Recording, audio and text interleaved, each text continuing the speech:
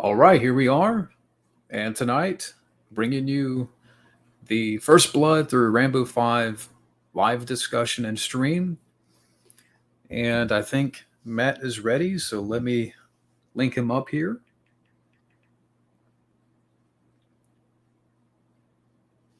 So let me get Matt in while I wait for people to pop in the chat.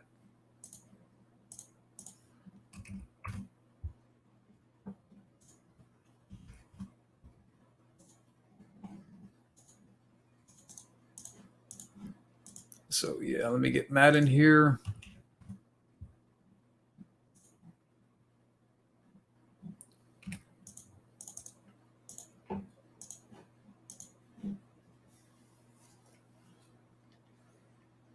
All right, Matt, if you're watching, I'm sending you the link here. Because basically, I got two different emails. I got my desktop email and my phone email. So I have to send it to myself, basically, in order to link up Matt. All right, there you go, Matt.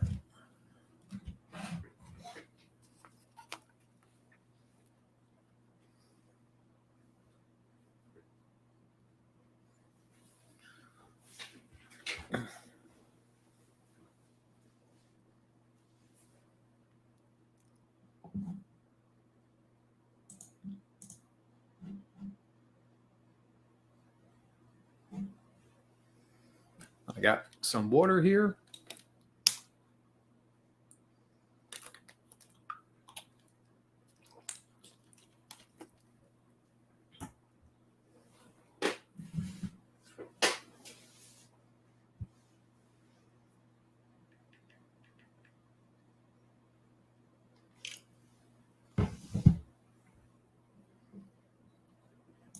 Idea Punk. I'm just waiting for Matt Thomas. I shot him a link, so he should be popping in anytime here.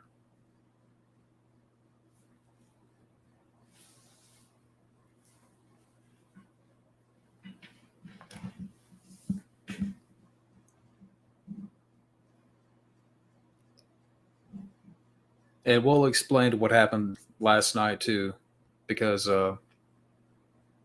yeah, some stuff happened, and we had a. Okay, here we go. We got Matt. Hey. Hello, sir. Hey. Hi. How's it going? Pretty good. Pretty good. All right. So, right off the bat, we apologize for last night. Some stuff got in the way. Yeah, I wasn't feeling too good last night. Sorry, guys. It's been one of those weeks. I was backed up in traffic. I clocked out at work at like 5:15, and I didn't get home until like 7:20. Oh, damn. It usually takes me an hour. Us too. Like, if we were like maybe 5 minutes different time, we wouldn't have gotten home for another hour. Because we went to the store and then we doubled back, and when we doubled back, there was an accident on the road, and everything was gridlocked all the way down.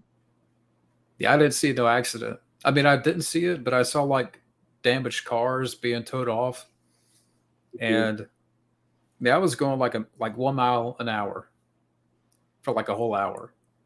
Oh no!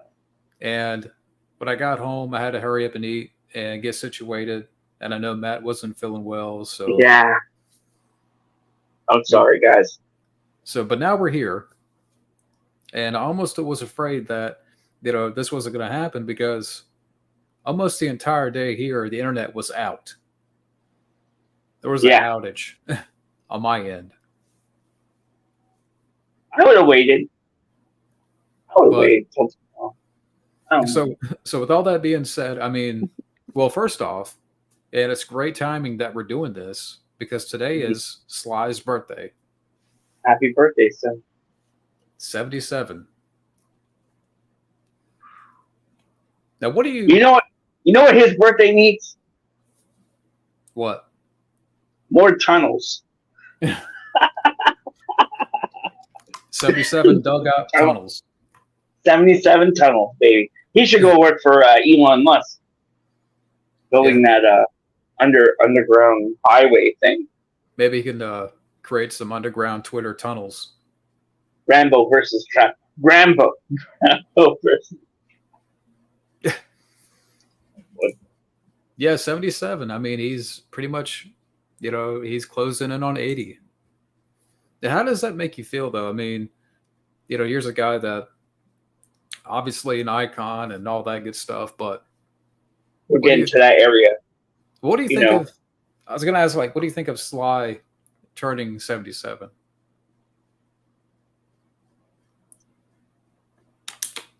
It's like one of those things where it's like, oh my god, I'm getting old so fast, and like sometimes you take it for granted, right? That these people are so healthy, but anything can happen at this age, and you just gotta not take things for granted. Mm-hmm. Hey, Bobby. Like I saw a picture of I saw a picture of Clint Eastwood today, and I was like, wow, I can't believe he's still walking. Yeah, like he's directing his last movie. Mm-hmm. I would have thought that at some point, I do kind of wish that they would have worked together. Yeah. Either you could have Eastwood direct Stallone in a film, or have Stallone direct Eastwood. Either way. Yeah. We got Junebug in here. Hello, Junebug. You've only seen Rambo Junebug. 4 and 5. Junebug, I'm gonna get back to you. Don't worry. It's been a crazy, you would not believe the week I've had. Even last night, I was like, I don't want to ditch on John. I gotta be there, but I was like, this. Yeah.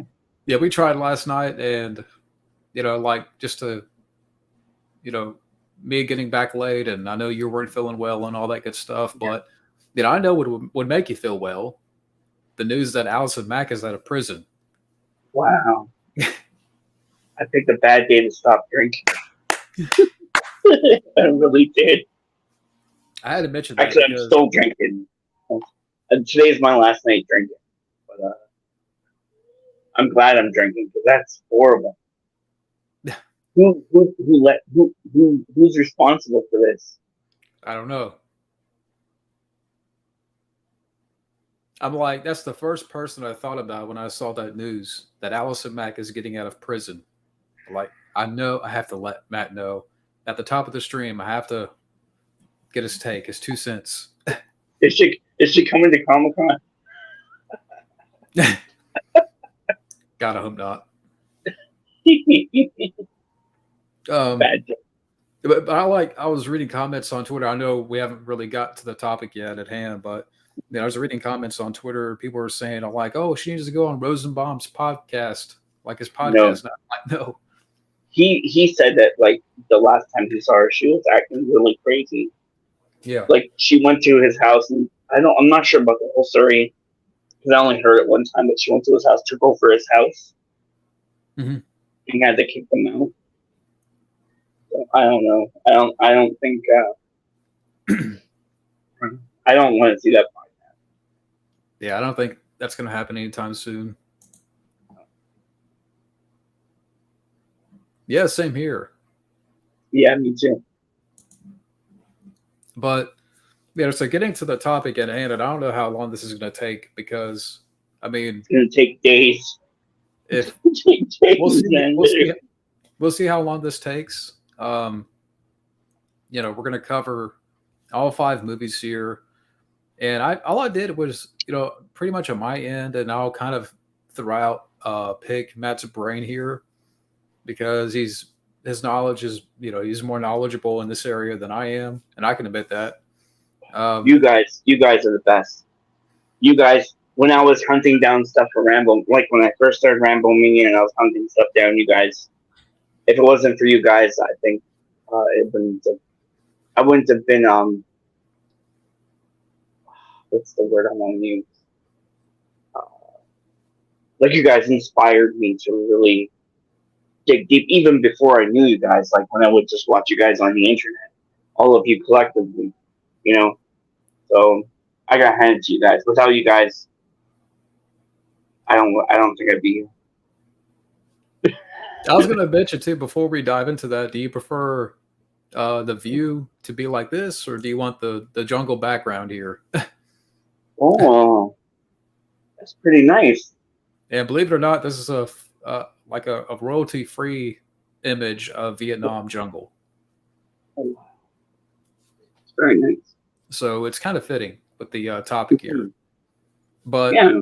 For people in the chat, if anytime you want to throw in a question or relating to the topic, of the Rambo movies tonight, or any kind of question, random, let us know. So all I did was kind of like, I really just copied down a lot of trivia. I'm just going to kind of throw it out there and kind of get your take a little bit. And if anything jumps to mind that a thought or, maybe something that you've heard before, what have you. But now the movie, and I think I've heard you talk about this before, that one of the reasons for Teasel's resentment towards Rambo was that he was in the Korean War. And Rambo was in Vietnam. The Chosen, was it the Chosen? I'm not sure if it was Chosen River. I think it was like people were jumping off cliffs to survive because they were backed up, and Teasel was one of those people. I think that's how it goes. Yeah, and it wasn't in the film at all, like not even mentioned or alluded to. But do you think that this could have been added to the film, like to add a little bit more layer to Teasel, or do you think the film worked fine without it? I don't even think it's in the script much, but definitely they could have added more to it. Like they have his medals right on his desk, so you kind of see. But, yeah, that's why I was hoping Tarantino would do a Rambo movie, because I'm sure he would really bring all that stuff out. Now you mention it, like, do you think if Tarantino, and I don't know, that would have been in a totally different world if Tarantino did a Rambo 5, but do you think that Tarantino would have brought Rambo back, like, to this point, like a full circle thing, or kind of like to the first movie where maybe he can reunite with Teasel? Do you think he would have gone in that direction? I don't know. I'm just spitballing. I know Rodriguez was going to do it with Son of Rambo, right? So maybe we would have seen Tarantino in there, but I know his take on First Blood, it's just like, wow, like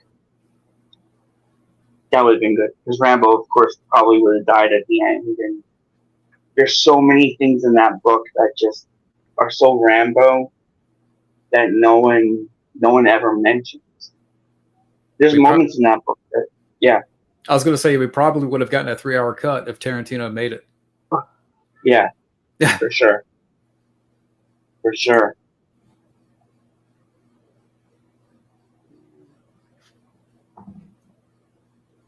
Yeah, was Steve McQueen up for Rambo, or I don't know? I think so. No, Steve McQueen was up for Rambo, but David told me that they were going to go for him with Teasel because he was too old. And James Stewart was offered for Colonel Trotman. Nice. I know Kirk Douglas was, and we'll talk about that. Yeah. But yeah, I mean, then I could have I think it would have been interesting to add that aspect to the Teasel character. Why, the resentment there. Kind of fill in the blanks a little bit. Yeah, because there's like scenes in there that would have been so wicked, like Teasel and Rambo. Like there's one point where Rambo just fucking loses it. Oh, sorry, I don't want to swear because my neighbor's out. But Teasel just loses it. Rambo loses it, and everybody else is dead. It's just Teasel. And Teasel's trying to get away, and Rambo's like all broken. His ribs are broken. He's totally broken down. I don't even think I've ever talked about this. And Teasel's going through brambles, crawling. His shirt gets ripped off. His body gets. His literally, like, by the time he meets Troutman, his whole body is just ripped apart. It was a really crazy scene. So there's things in there I would have liked to see. Like I think it would have added more of a duality by the end. I think it would have been more like, okay, is this guy the good guy or is this guy the bad guy? And at the same time, you would have been able to see Teasel get his comeuppance, and then it would have been like a three-way battle with him, Troutman, and Rambo. Yeah. Now, I mean, I know you've read been very interesting. You read the first book. How much did they go into like that resentment? Oh, a lot. Because first of all, Rambo's fighting himself through the whole book. So it's Rambo versus Rambo primarily, and then, Teasel's mad more at himself. I think it's an age thing, and like you get more of his divorce. Well, not divorce, but his wife leaves, and like Galt, Orville is like his kind of like his father, and you get a big backstory for Orville, and I forgot what okay. Are you good? What was the question again? Sorry. Oh no, about the resentment between Teasel and Rambo. Yeah, so you see that. Yeah, exactly. You see that a lot more. You see that a lot more. And this even is in the script too. In the 3 hour apparent, I say it's the 3 hour version because it's what was in that screenplay, but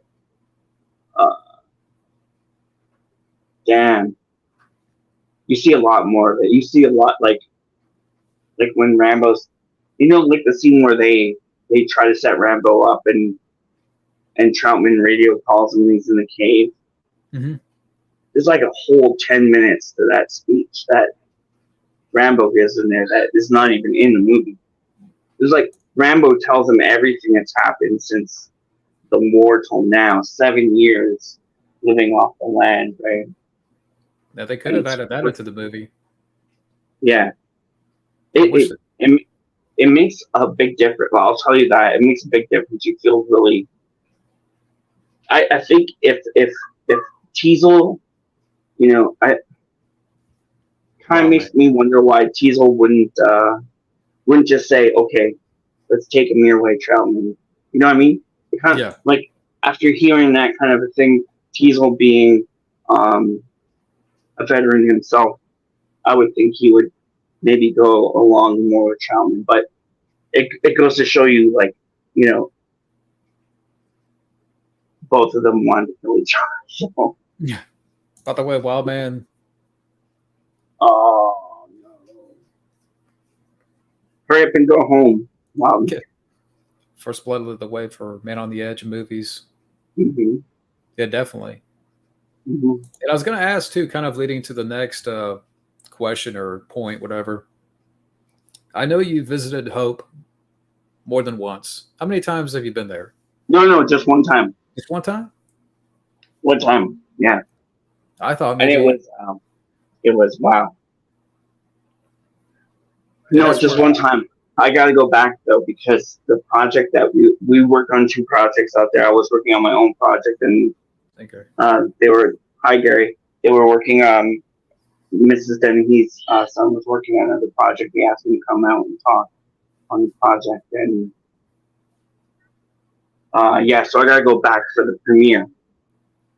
I think it's going to be in 26 or 27.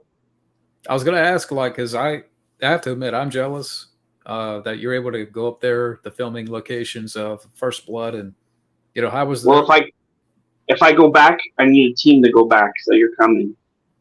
All you guys are coming. You got to bring me, Wildman too, and Junebug. Yeah, and Fabio, and yeah. Yeah, First Blood Part 2 is a big hit. Yeah. Was it, I think, like maybe the third highest grossing film of that year? Was there a movie like that before, though? Like, like, they say First Blood changed the genre, but, like, when Rambo 2 came out, kind of like, hi, Alex. When Rambo 2 came out, I don't think there was another movie like that was so... Everybody used that term jingoistic, but there was not another movie that was so, like, the one-man army Because like Yeah. First Blood's like not really one man army; it's like one man escape. But Rambo 2 is like one man army. And it's interesting. I mean, of course, we all know that a lot of movies would follow that template that Rambo 2 Mm-hmm. had set in that year. I Mm-hmm. mean, and then like also that year he had Missing in Action 2, Commando. I Yeah. mean, but Yeah. I was going to ask like your visit to Hope. Were there Mm-hmm. extra like, and there was a lot of extras throughout First Blood that were local people. Did you bump into any like local people while you were up there Oh man. that have worked on the Um, movie? it's all in my documentary, which really isn't a documentary. It's like usually people are used to listening to me just spout off Rambo trivia all the time. Oh, you're fine. So so like this is kind of like the movie I kind of made out there was like just my reaction because I really didn't film a lot. I only filmed a tiny bit while I was out there, so I was too enamored with just being there, just taking it in that I should like at least I know when I go back, I know okay now I gotta film this, I gotta film that. Like there was just so many things. Every day was a different thing. But when I got there, I met Brian McKinney. He's in charge of that whole touring section for Hope, and he's done all of the celebrations throughout the years. And Tom DeSourcy, who was the fire marshal, I think he was actually retiring when I was there. He was like the fire marshal, and he was in that scene, like the scene where they blow up the outpost, Yeah. and the gas station. He was in that. I met the girl who repaired Stallone's ribs and he broke his. You know when he was saying in the thing where he went in and he used the fake prosthetic Mm-hmm. to freak out the doctors. I met the nurse who actually patched him up, and her husband. Damn, a lot of people. There was one gentleman I wish I could remember his name, who was he did like a bunch of kind of like capture shots, kind of like second unit, but not second unit. Yeah, Robert. Not Robert. I almost said Robert Stack. Patrick Stack. That would have been totally different. You mentioned Robert Stack. Oh yeah, that was kind of cool, Patrick Stack, because I had helped them sign Patrick Stack. So when Pat finally got there and he just messaged me, he was like, "Where are you?" I'm like, "I'm outside." Where are you? He's like, "I'm inside." Walking in and meeting him like in person for the first time. We've talked many times, but in person was just like, wow. And we're all drinking and having a blast. And they had like Spiro Smith, who has the not replica but the original, one of the original Yamaha Indians that Stallone was driving, right, in the movie. So they were like driving that thing into the brewery. We watched First Blood at the same time. Elizabeth Dennehy was there. The family was there. Her sister was there. Sly sent a little message. Mr. Pohl was there from Pole Force, who did the knives for the fifth movie. He was just really great. Dietmar Pohl, he was just fantastic. I have a really cool gem of a scene with him, and I didn't know it when I was there, but it was just like this, like one of those historical moments in time where I was in a shop called Kerfuffle. We were looking at all the knives and blades from the movie and stuff, and great shop. If you're ever there, inquire about the crystal ball. It's really cool. But yeah, Dietmar was signing stuff at the end, and this gentleman, man, I wish I could remember this guy. He's in the documentary too a bunch of times. He walks in with a script that was left for him in a diner back in, I forget what year, whatever it was, but it was like an original. It was one of the originals, and we were looking at it together, and I was like, damn, that's this, damn, that's that. Like, that's insane. Like how everything calculates up in the script. And then Dietmar did a signing of that while we were there, which was a big thing because he's never seen anything like that, right? And then later on that night, they actually presented it to him as a gift, which was really cool. But yeah, just tons of people. I met people from LA Times, TV shows, Dead Time News. I think it's Dead Time News. They didn't really know how to do a lot of the French stuff for Canada, so they kind of asked me to do the French stuff. Mm-hmm. So like Radio Canada, Radio Canada, and like different newspapers and different news outlets. I did all that stuff. It was pretty insane. Like there was not a moment where I wasn't running. You know, even at night, even when it was time to go to bed, I was still running around. And even you got hurt out there, right on the rocks. Twice. I my first night when I was walking out of my hotel to go drink a beer and smoke a cigarette in the parking lot, I stepped on like a screw, a 6-inch screw that went right through my foot, out my shoe. I thought it was a rattlesnake, man. I was trying to fight it off. Did you go up to the truck? Is the truck still up there where you found the claw? Yeah. Oh wow. Yeah, I found in the ceiling. I found twine that was in the ceiling, so I ripped it out. The same twine that you see hang, like it's stretched along the ceiling, and then on the other side it comes down. You know, in the movie, he grabs it and he pulls it down and he ties it around. Yeah. He uses that to tie himself up. So I'm like, ooh. So I cut up pieces for everybody, and I got rocks up for everybody that were from like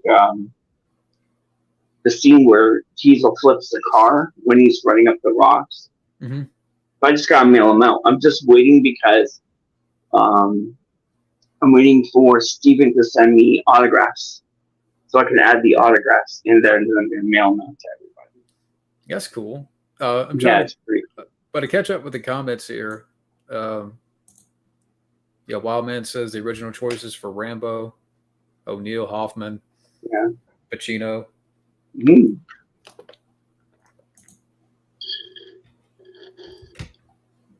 And John Travolta. Yeah. I think it was the second behind Back to the Future. Okay, Rambo 4. Mm-hmm. Yeah, Kirk Douglas was Trotman. Well, I'll mention that here in a second. Can you give me a second? Yeah, sure. I'll be right back in a second. I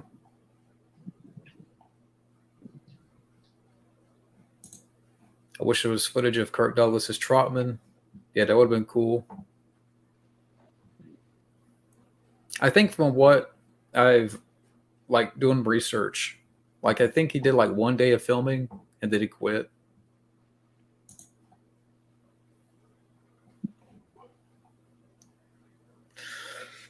Definitely agree with that.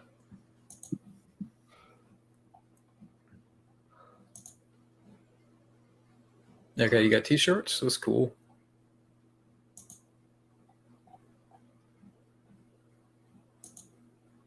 Yeah, Rambo 3 is actually my second favorite.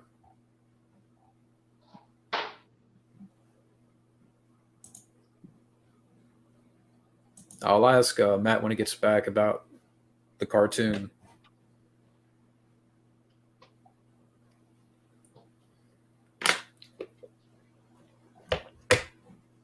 As far as the cartoon. Oh yeah. I was gonna wear my cartoon hat tonight, and then I was like, nah, I'm gonna wear my First Blood one that they gave me when I was there.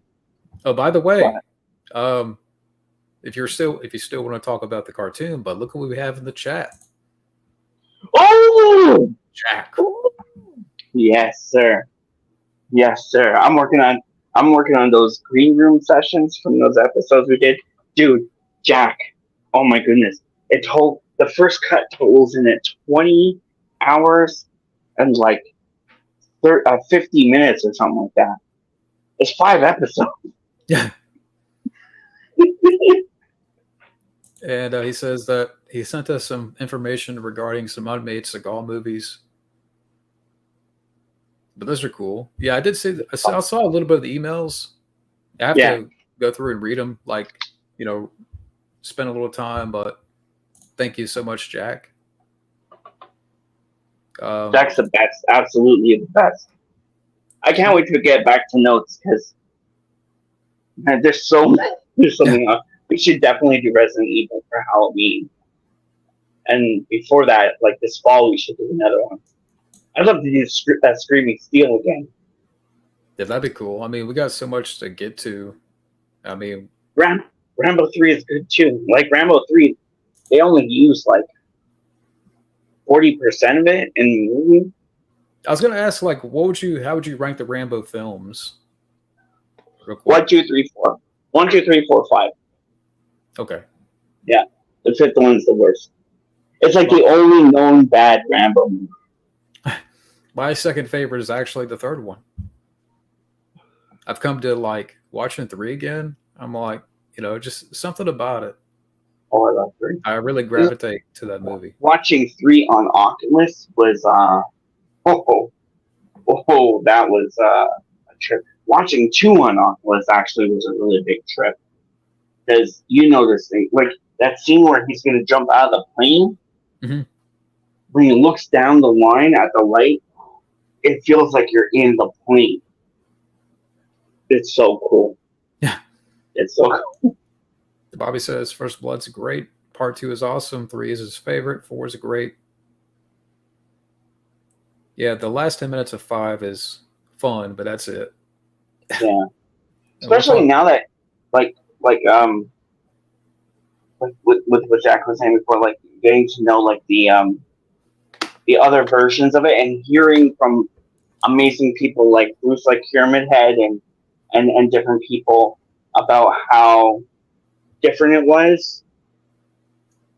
That's like I was talking to you the other day about the scene where Rambo asks Carmen if she's sure that she wants to go through with accompanying him on his journey, because it's essentially he's not coming back. He's going there, but he's not coming back, right?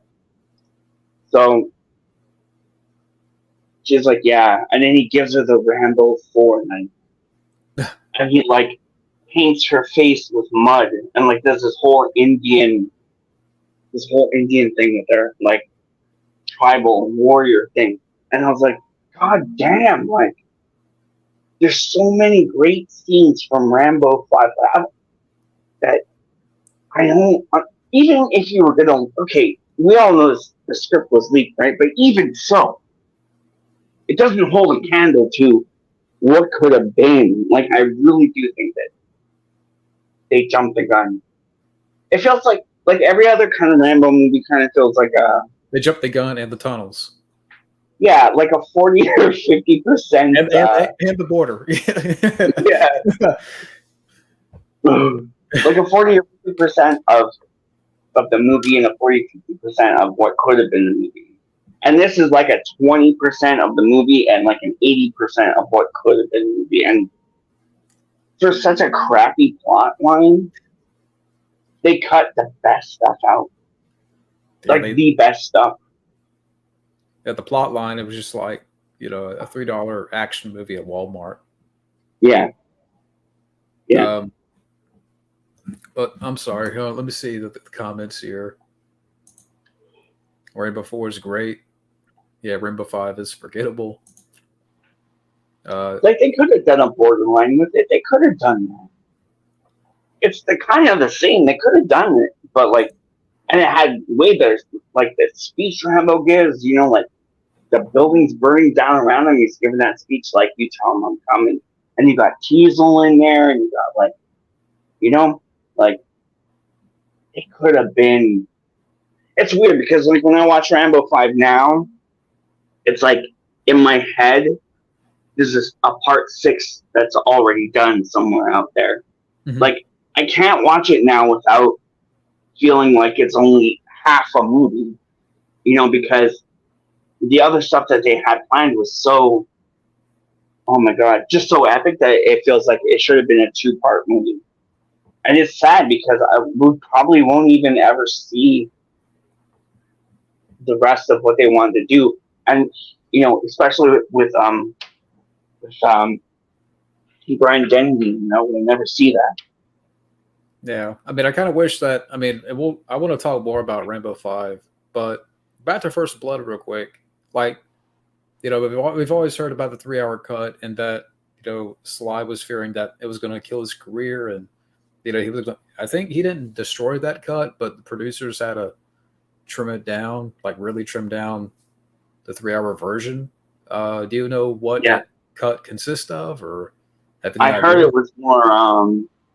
It was the dialogue, all the dialogue, and I heard it was the hunting montage and the ending and the beginning. The beginning is a really cool shot. Part of my documentary, actually, where in my documentary, Rambo's walking down the street at the end of the movie. The movie's finished. And that scene right before the credits roll where he turns his head and he looks off to the side. Mm-hmm. He sees these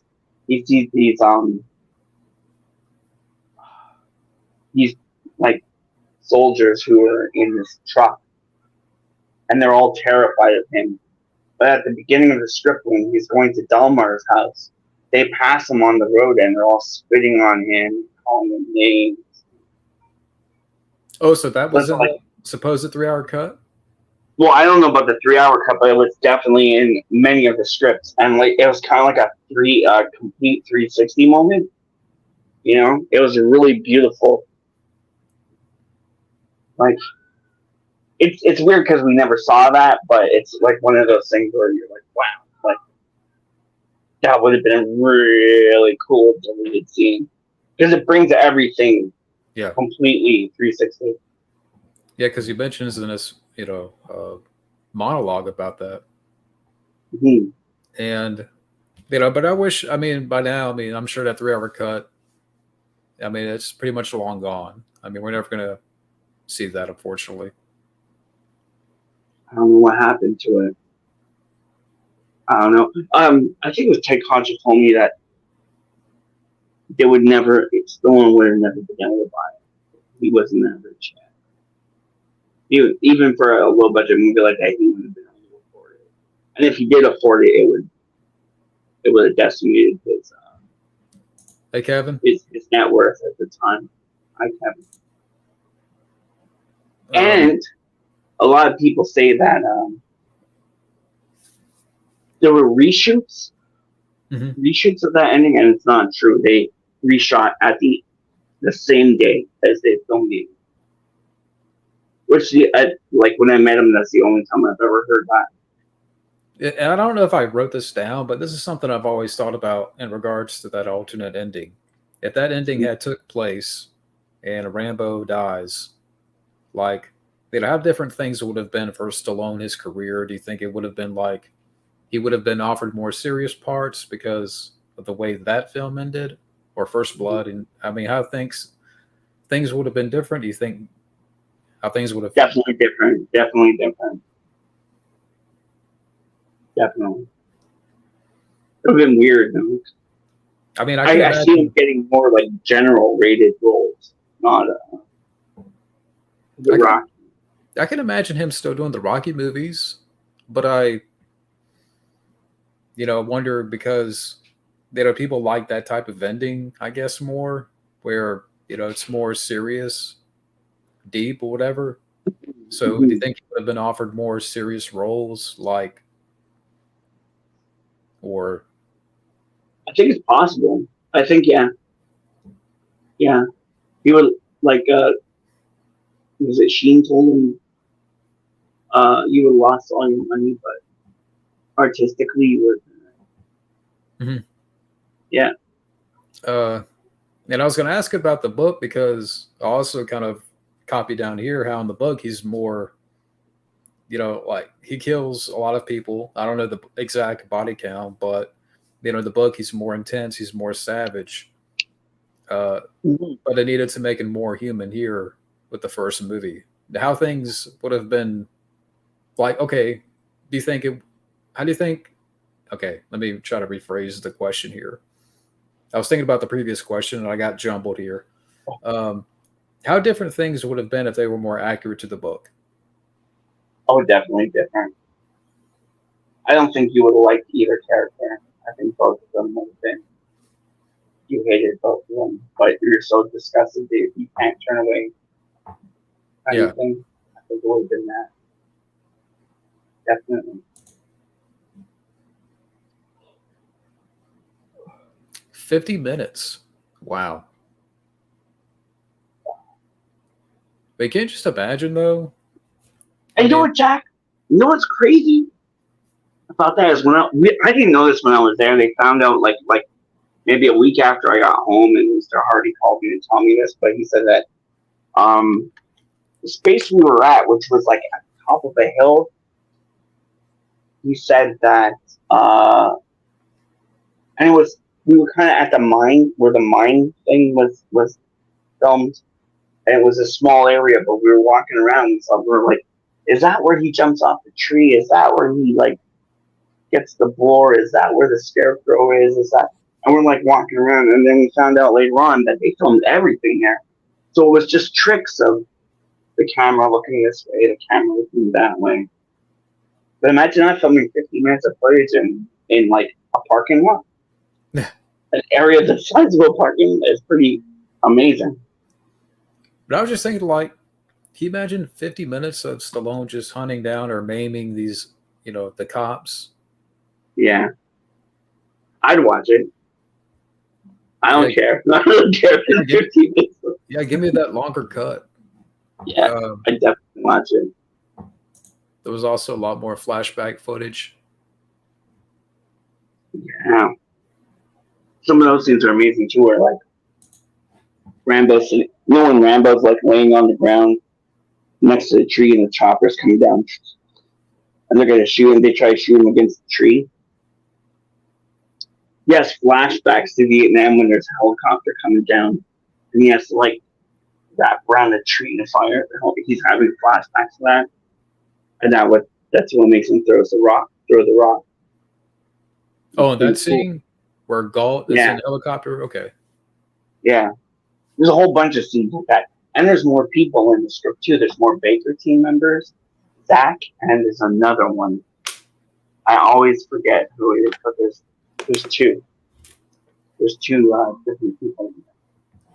Now, I was going to ask about the author, David Morrell. I mean, you've talked to him quite a few times. Mm-hmm. And very nice. It's stated, well, I mean, it's pretty much known that he prefers the movie over his novel. Have you talked to Morrell about this or like? Not really. About why or what have you? No. But it's a good question. I should ask him that, definitely. I should definitely ask him that because, wow, he had so much to say and he gave me so much time. He really thanked me for my enthusiasm.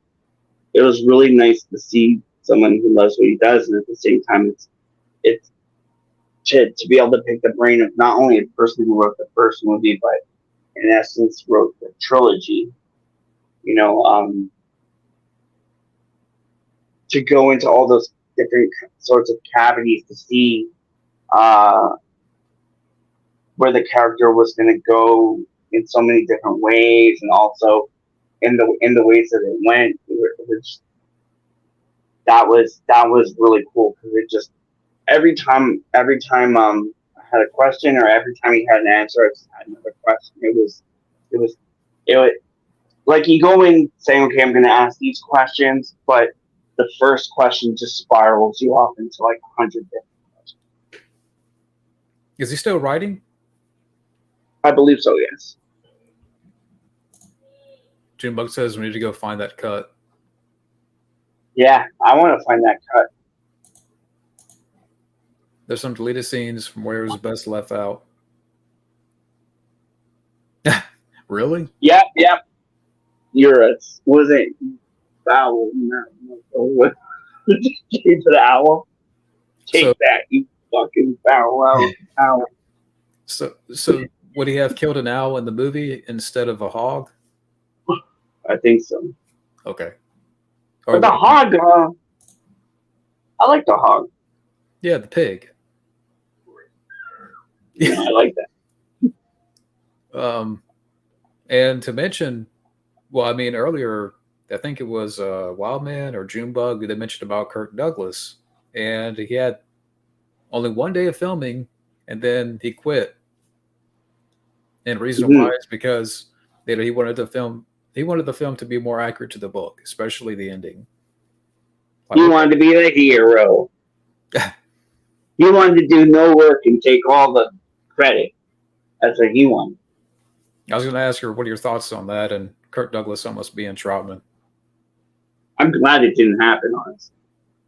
Like, it would have been cool to see, but I'm glad it didn't. I like the posters that they showed for it, but Krenna, man, there's nothing in the world that will ever, no remake or anything will ever live up to Krenna.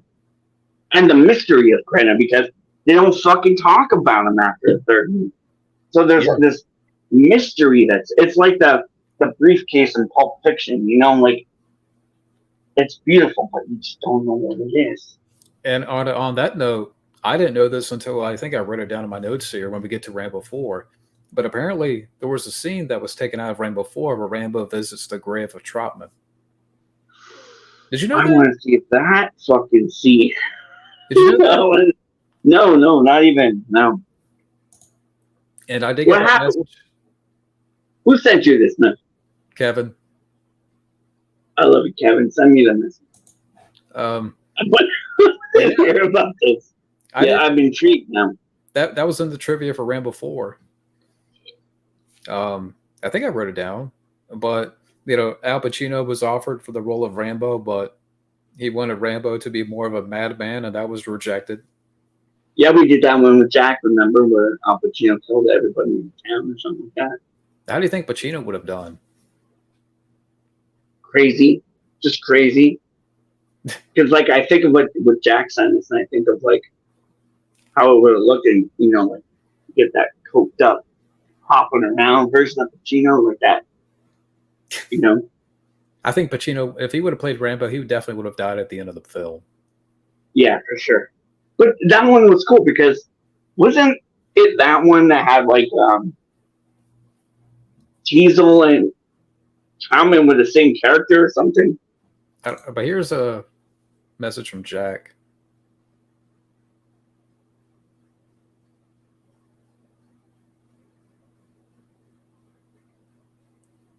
Yeah. Can you imagine that? It can wait.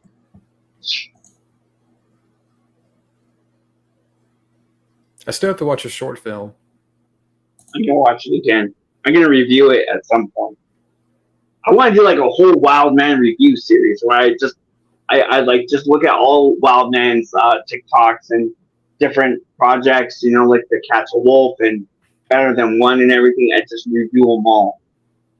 But even just like commercial and stuff, like I just want to review them all because Shades and all that, because he has some pretty cool things out there. Arnold's going to be. I heard also too. This is a rumor. Apparently, take it with a grain of salt. That apparently Commando 2 is happening. I don't want that to happen. As long as it's not the Commando 2 script, give us a different Commando 2. Lee Marvin was considered for Teasel. Yeah. And Murdoch. Right? Murdoch? Was it Lee Marvin? No, sorry, that was George Papard. Sorry. Actually, can you imagine George Papard in Rambo 2? But I think I did write it down in my notes here that I think it was Lee Marvin that was considered for Murdoch. I think. And apparently, yeah, Burt Reynolds. I wrote it down right here. He wasn't interested in the part of Troutman. And that could be. Stallone felt that he was too big of a star at the time. Yeah, he probably would have outshined him. And also, too, I wrote down here, And you can elaborate on this too. That in the cave, instead of the bats in the film, Rats. it was supposed to be rats. The Or Clairol rats. the film is Rats and bats. Rats and bats. In the book, it was bats. Yeah, and he's like, there's no light. He's just going his way around. There's fucking bats and shit. And he's like, I'm gonna die down here. I'm definitely gonna die down here. And he can't breathe because of the guano, and his body is just destroyed. He's just hanging on by literally fumes, and he's crawling around. Yeah, it's a good scene. Now that you mentioned it, like, I wonder how much time... He's also thinking he's going to fall off a ledge or something, too. Yeah. Sorry. Now, in the book, how much time is spent in the caves? Or, the mines? At least a chapter. At least a whole chapter. You know what's cool about the Rambo books is that the last chapter, or coming to the last chapter, is always half the book long. And it's like, oh shit, like a lot of shit happened. So I gotta say it was probably like the second to last chapter of the book. Maybe the last, I'm not even sure. Okay, so do you know, in the book, I know he kills quite a few people. Do you know the exact body count? No. Okay. Because I know it's more like The Hunted. Yeah. In that regard. It's a lot more though. Like he kills that kid. Kills the way he kills people is pretty cool too. Like Galt, he like chops up. He gives Galt the Rambo 4 ending kill. And then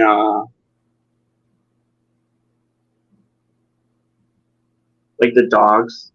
Mm-hmm. The dogs get washed over a cliff in the mudslide, and then they splat against the rocks, and their intestines are all old, like their insides of their body are everywhere around the dog, and they're dying really slow, and they gotta go down and shoot this dog.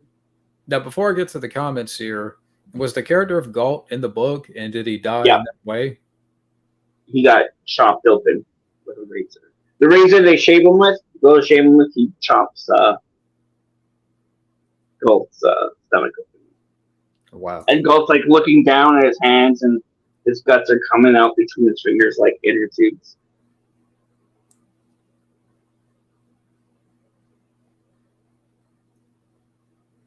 Mm-hmm. Wow. Burt Reynolds, I think, would have been a good Trotman. Well, I don't know. I mean, isn't Burt Reynolds older than Stallone? About like 10 years? Oh. Well, Jack, I'm planning on rereading the book this fall. I can see your point, Junebug. What a book! What a book! Like, if you read that book, John, your heart's gonna break. Heart's gonna break in half. Well, I'm actually taking a break after. I don't know if you've seen the book that I recently got, but after this last book, I'm kind of taking a break on buying more books because I have a lot of books to catch up with over there. Mm-hmm. Do you want me to show it real quick? Yeah. I'll show it real fast. I did put it in a community post, but for people that didn't see it. Sly is connected, by the way. Oh, Last Action Heroes? No, yeah. Yes. I was thinking about buying that too. It was like $20. Nice. So it's not bad. I might pick that up. That's a really sweet book. Oh yeah, happy birthday to Sly. Oh really? Can you imagine that? Wow. I'm getting just like you. And I wrote down here too. The studio at one point wanted Chris Christopherson as Rambo, Gene Hackman as Teasel, and Lee Marvin as Trotman. Wow. I think Hackman. I'm glad it went the way it did. I love Brian Dennehy, but can you imagine Hackman?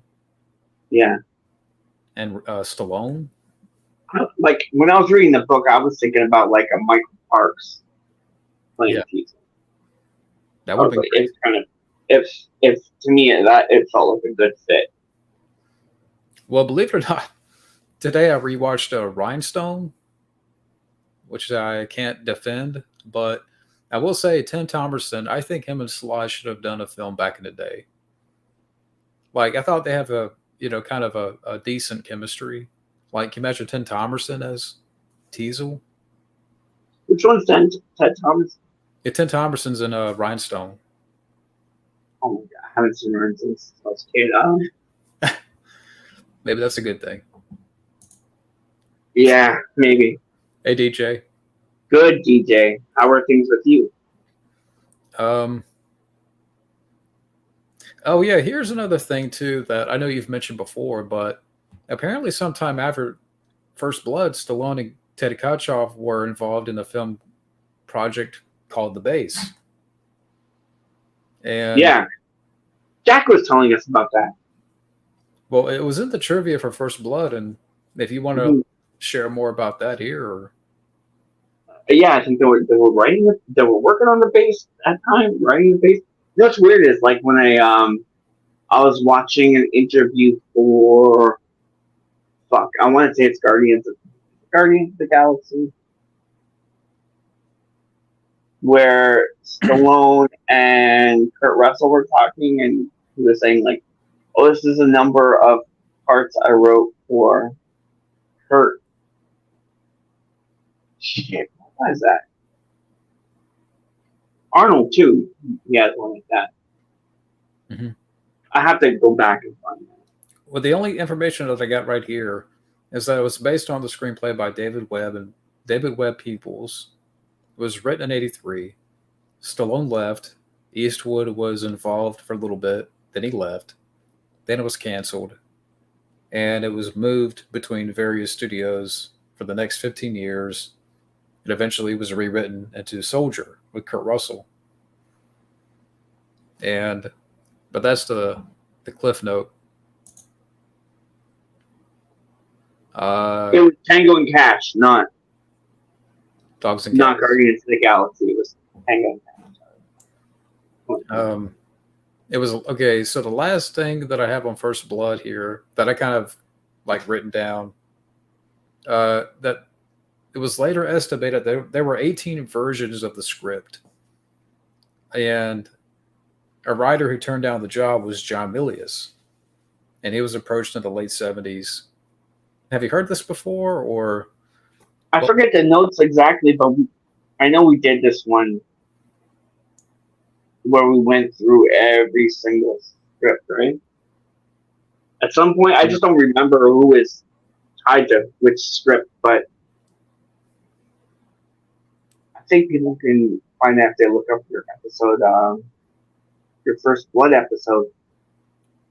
I remember hearing 26 scripts, but it might be that.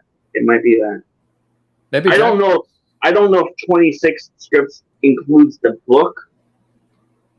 You know what I mean? Like, I don't know what it includes, but yeah, definitely Jack will know about that. Definitely, because he's the one that brought that to light for us, which I remember was something we were looking for.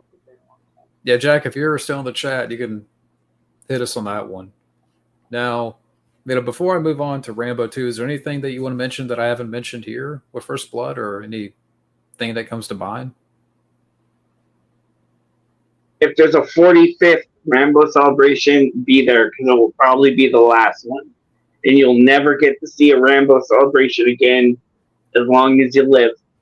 And there's a magic to it that I cannot explain. It's literally like magic. It's like, like in Freddy 6, is it 6, where you cross that spot of town and everything changes?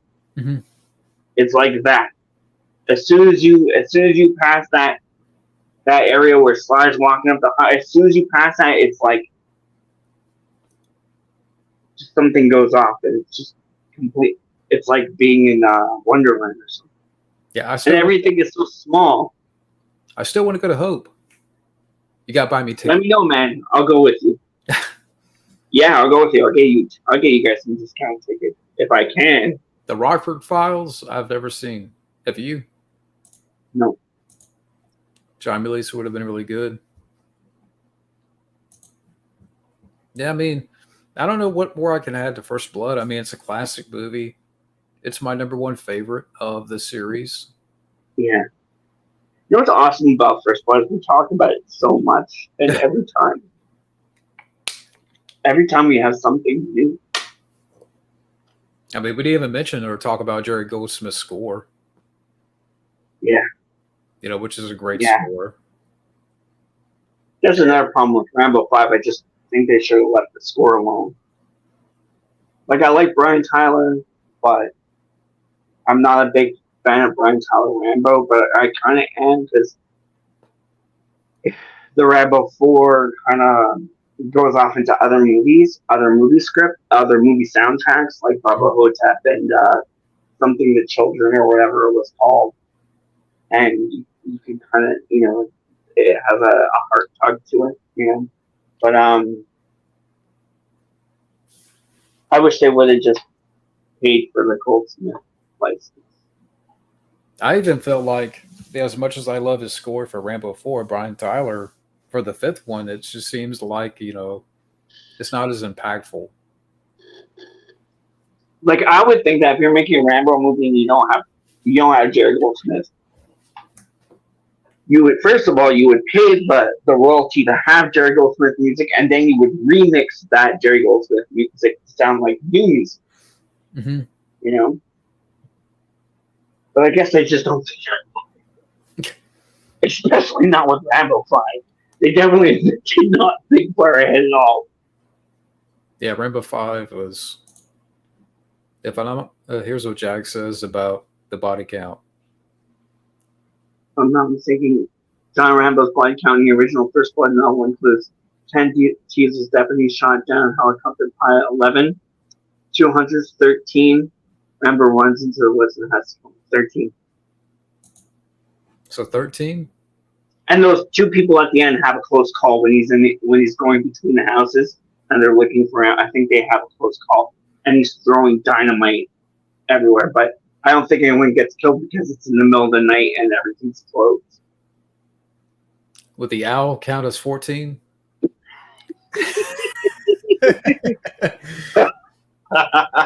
Mr. Owl.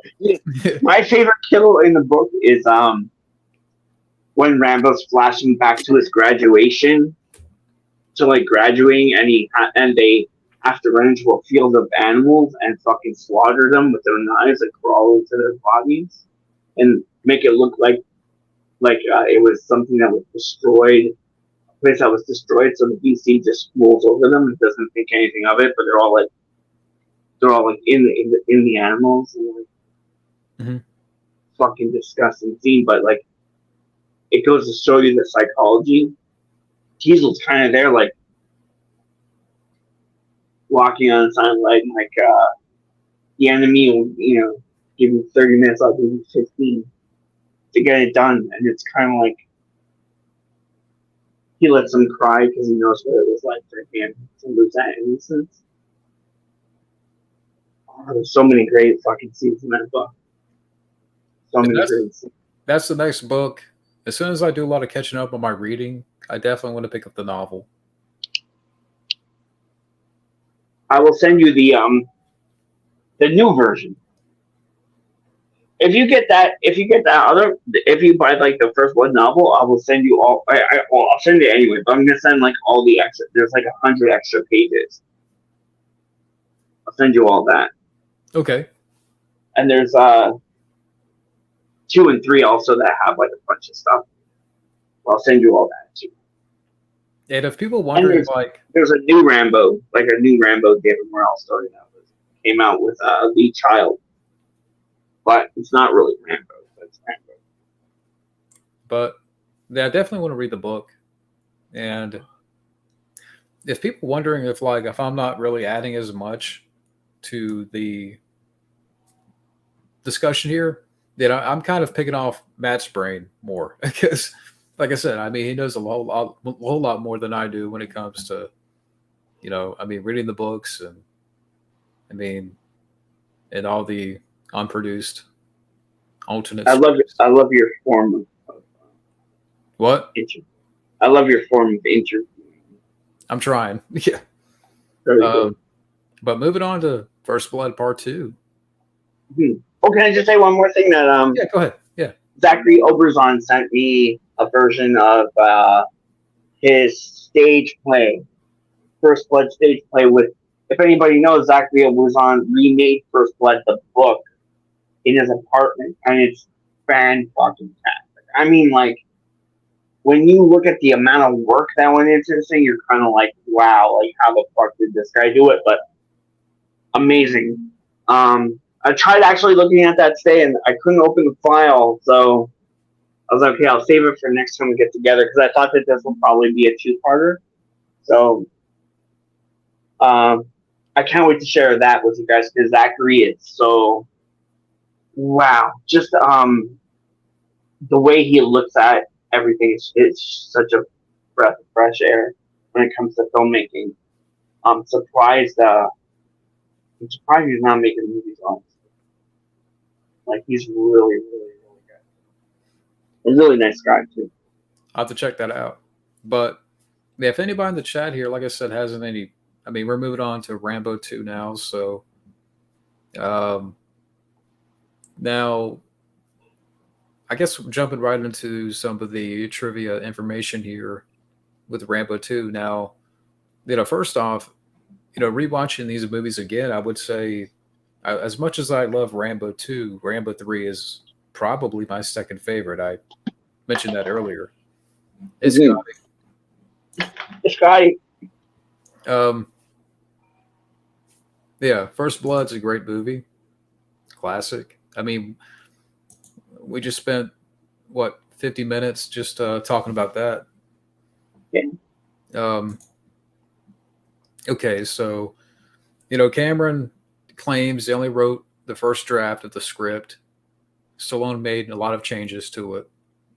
Cameron originally paired Rambo with a humorous sidekick and fleshed out the prisoners of war with backstories. Now, what do you know about that as far as... I think that was an amazing script. And I could see why they didn't do it, but kind of parts of me kind of wish that they did do it. Because it's so fucking grisly. Like, when Ko gets killed, she gets sawed in half.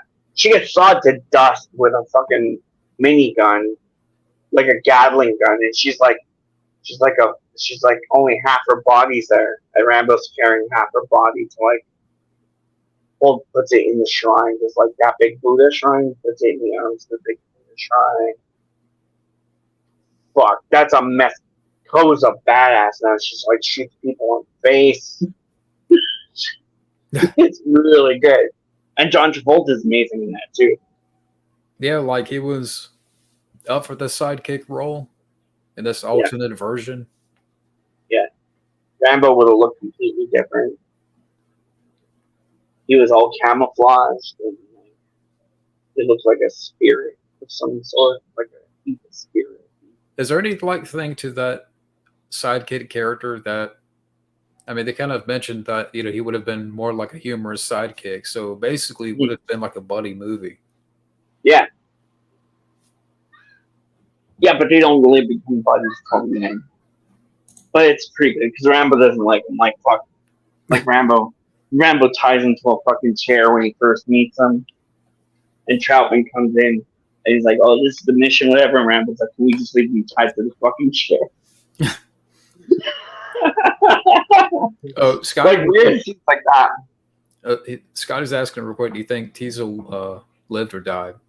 Lived. Because they write about it in further. Stallone writes about it in further scripts that he lived. So, many times, not just one time, many times comes up.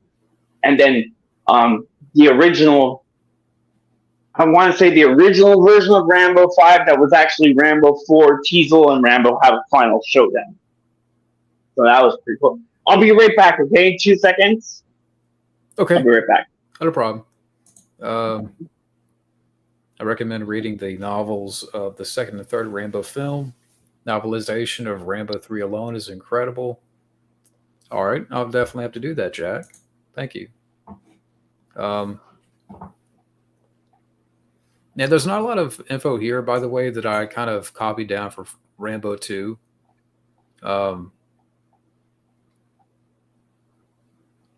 But I may, and I haven't asked Matt yet, he may be listening, but after Rambo 2, after we're done with that portion, I may, if anybody's interested, I'll allow one or two guests to come in. Sure. All right. Okay. So you are listening. Yeah, I got. And what are you doing? Making a knife?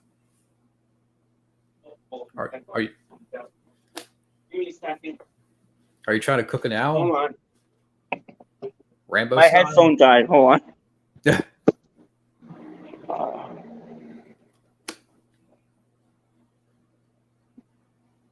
Come on. But yeah, I didn't write. I mean, there's a lot of stuff that you can find on Rambo 2. Yeah. I didn't copy down a lot of information. That's why, if another guest or two wants to come in after. Oh, I have to reboot my phone. Wait, hold on. Uh-oh. Is it working? Come in here, Colin Raven. Do it. No, I gotta reboot. Okay. I'll be back. All right, man.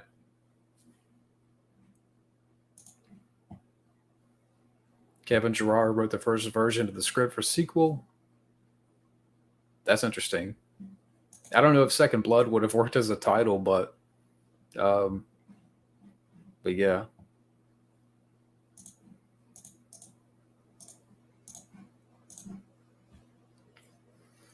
So Matt will be back.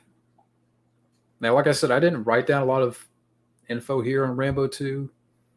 That's why, for anybody that wants to come in, I'll allow, like a guest or two. And people can chime in on Rambo 2 and Rambo 3, Rambo 4, Rambo 5.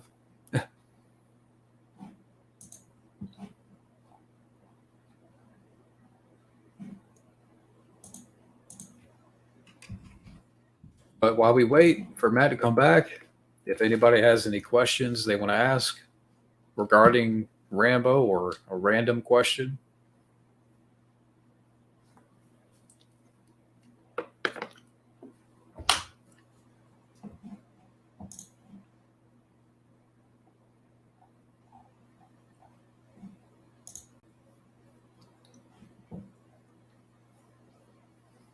I don't know why my camera's like kind of this brownish tint. Maybe if I don't know. I don't want to mess with the lamp too much, but I don't know why for some reason. Maybe it's the shirt, but everything has like sort of a brownish tint.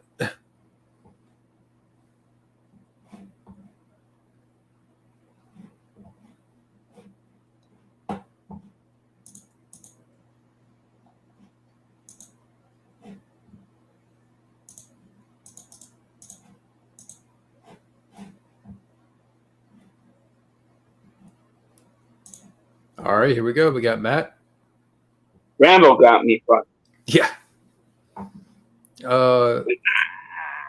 What if Rambo and John Wick teamed up? That would have been awesome. I'd watch that. Do you think the techie sidekick would have worked? He wasn't very techy. Are we talking about John Travolta again? Yeah. Oh yeah, the Travolta character. He wasn't very techy. It's pretty dumb. He was more like the comedic relief. Yeah. Like at the point they're beating him with a tire, and they strip off part of the tire and they're beating him with the tire. And they're like, you're gonna talk. And like all through the script, like Rambo's warning him, that's one. That's two. And then they're whipping him and they say, like, you're gonna tell us. And he's like, I'm not gonna tell you. And he's like, why? He's like, because that would be 3. I mean, stuff like that. Or the Star Wars joke. No, you're gonna love Star Wars. Really? Yeah. Like he tells that to one of the POWs in the back of the chopper. Now here's if they had included that sidekick into the movie, whether George Cosmatos directed the film or Sly, do you think either one of those guys would have directed this movie if they have went in that direction with the sidekick? I don't know. But I know, like, George was kind of like a sideline director because Harry, rest in peace, Harry, he told me that it was Sly's show, not. Sly even told me it's my show. Don't listen to anybody else. If anybody else tells you to do something, you tell them to fuck off. Yeah, like big time. This is a good question here because I think like more of that should have been used in other action films during that era. Like, as much as I love Commando, they could have. Punisher, Thomas Jane. Yeah, the Punisher. Can you imagine the Punisher using C4 tip?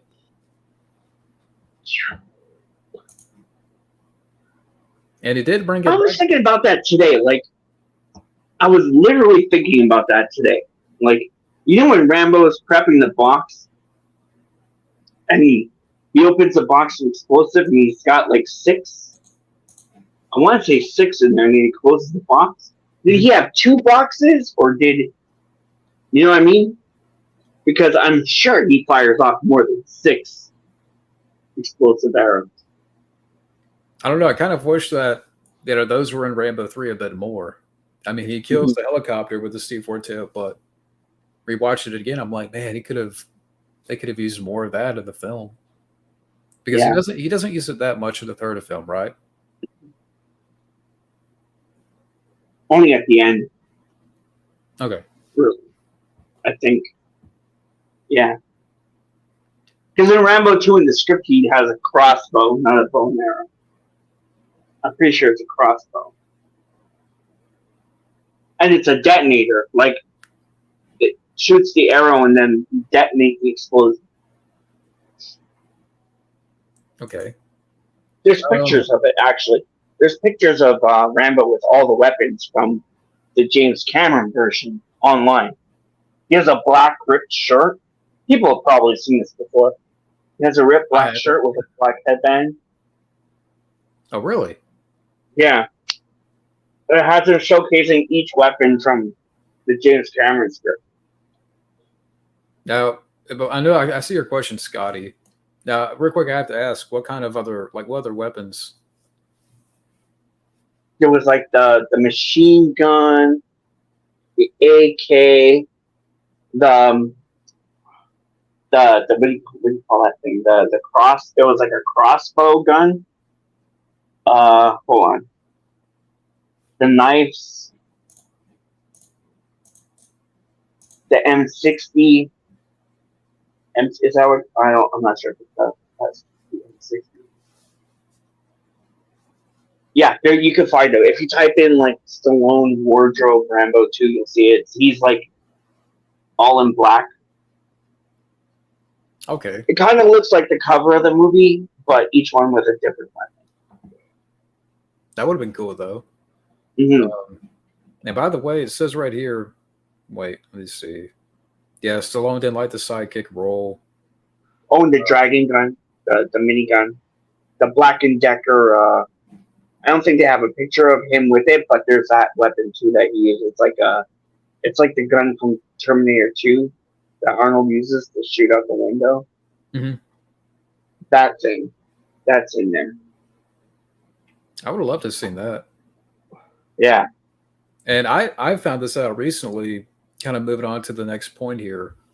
And the original screenplay that Cameron, apparently it began with Trotman finding Rambo in a psychiatric hospital. Yeah. Instead of a prison. And Rambo's got the shoebox with like everything that's left of his friends in there, and he burns it. And he throws it down into like a hole. And he's not planning on coming back. He's planning on going there and that's it. He's not coming back. If he can't bring people back, he's not coming back. Now what? And and to answer Scotty's question real quick, yeah, I mean, if anybody wants to come in, one or two people, one or two more. But would you have liked to have seen that? Yeah, I'm happy though with the version we got, and I'm happy with the scripts because it's like we get the best of both worlds, and I really just love reading. To me, it's the same thing as watching a Rambo movie. So. And by the way, before I did put a link in the chat and we already talked about Cosmodos and Stallone. That Stallone really directed it. I mean, is that your take? I mean, what you've been told, pretty much? Let me go back and see, like, when I met Harry before he passed on. He was telling me how he got onto the show, and you know. By the way, we got Junebug in the house. Hello, sir. Hello. Hey. And he said that that Sly said it was his ship. Like, this is my movie. What I say goes. Don't let anybody. And like, he even demonstrated things like some people who didn't want to go all the way through it, which you hear a lot. Like Harold Diamond even told me that about Rambo 3. Like, they didn't want to go all the way through because they were afraid to hit Stallone. To the point where Stallone would just do it himself. Like, Stallone would tell him, okay, run at me. They're like, no, it can't be done this way. And Sly would say, okay, run at me. And then Sly would physically pummel them to show them that it was possible. But, like, literally connect. Like, actually hit them. Wow. Huh. And by the way, something I mentioned here, and I caught this in Rambo 5. And so in the second movie, Murdoch mentions to Rambo about his birth year was 1947. And Rambo 5, the villain has an ID of Rambo, and his birth year is 1950. And the second movie, it's 1947. I'm like, what? Also, if Rambo was in jail, how would he be getting his wings at the same time? You know, First Blood takes place in 75, and in Last Blood, First Blood takes place in 82, which is just fucked up. And like, they changed his parents, they changed that dynamic, they change everything. Maybe the military just changed Rambo's birth year somehow, you know, to hide some sort of government secret or something. In that borderline speech that he gives, he's like, you know, all they told me was I had to do this. Rambo was dead. Rambo was born again. Could be. And yeah, I mean, who knows? Maybe. I mean, I know sometimes in like witness protection, they change your birth. Yeah. They change your birth year, which is like doesn't make any sense because you were born that year, but it's all to protect you somehow. So maybe just a government issue ID that, you know, says, hey, you're not as old as you. You were supposed to have a new ID. You're supposed to have a new name, but they don't really go that way with it. Because, like, in the script of Rambo 4, some other guy comes and he knows exactly who Rambo is from exactly where he came from, and all that other stuff. How old is Rambo supposed to be in Last Blood? Was that ever mentioned? So, if we're going by original birth year, I'm assuming it takes. What year did the new one come out? Like 2020, 2021, or 19? 19. It was 19. Okay, newer movies I can't memorize dates of. So, so 69. So he would have been 72 if we're going for 47, and 69 for. And I definitely want to talk about Rambo 5 when we get to that. And by the way, Lee Marvin was originally going to play Murdoch. I don't know if that was you, Junebug, that brought it up, or Wildman. I brought up Teasel. Lee Marvin. I mean, at that time he was doing Delta Force, and it's kind of weird with this. Lee Marvin was a drunk, so especially at this time, and that's literally how he died. He drank himself. I mean, and that's something. Well, I mean, he was one of those. It was that acting style at the time, and still to some extent, some actors believe that I have to get hammered in order to be a good actor. Takes the edge off. Okay, here's a question. Here's one I just thought of. Would you rather have Lee Marvin in Rambo 2 or the Delta Force? Delta Force. Delta Force. I mean, Okay. Charles Napier, like it was okay. I do wish it was, I guess, more of a like he's good, but it would have been interesting if it was more of a bigger name. But like, I don't know, say like I don't know, Bronson as Mhm. or some or you know what? Telly Savalas. That's Who loves it, baby? Yeah, Kojak. yeah. They would have had a reunion because Sly did an episode of Kojak back then, Yeah. Yeah. where he's like a cop killer. No, he He killed a was- kid. He killed a kid in the episode by accident. Wasn't he like A just a rookie punk? cop. He was just a punk, basically, wasn't he? Yeah, like a rookie cop. Yeah.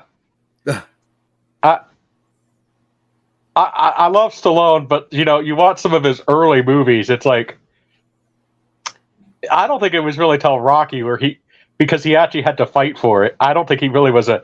You watch some of his early movies, it's like you're an okay actor, Sly, but I think it's because he had to actually like, oh crap, I need a job. I better step up my game and tell Rocky, Well, and kind of on that note still of Rambo, like the score here is more, like Jerry Goldsmith, we remember the score from the first movie. What are your thoughts on the score here?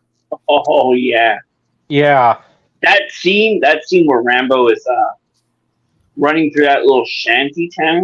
By the way, we got Scotty here. Hey, what's That going on, comes guys? me up every time. Hi, Scotty. Hey, Matt. Hey, Ty. We were Hey. just talking about, we were talking about the score for the second movie. The score you said? Yeah, like when when Rambo's running through that little shanty town after he kills everybody in the hunting montage.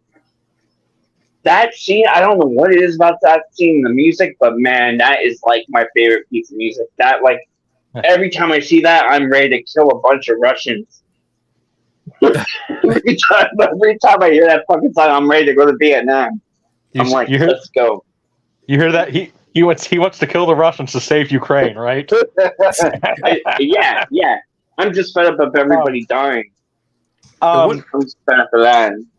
I was going to ask Scotty and Juba real quick, like, where does the second film rank on your favorites of Rambo? Second film. probably. I feel like we should rank them when we discuss them all. Okay. Oh, okay. We talked about the first movie. I mean, I didn't have anything else written down for the second film. If there's anything you guys want to add to that, or any extra notes? Well, I was going to say I actually like the score for the credit scene. That piece of music, it kind of has this like a James Bond feel. That credit scene, Yeah. And I love like,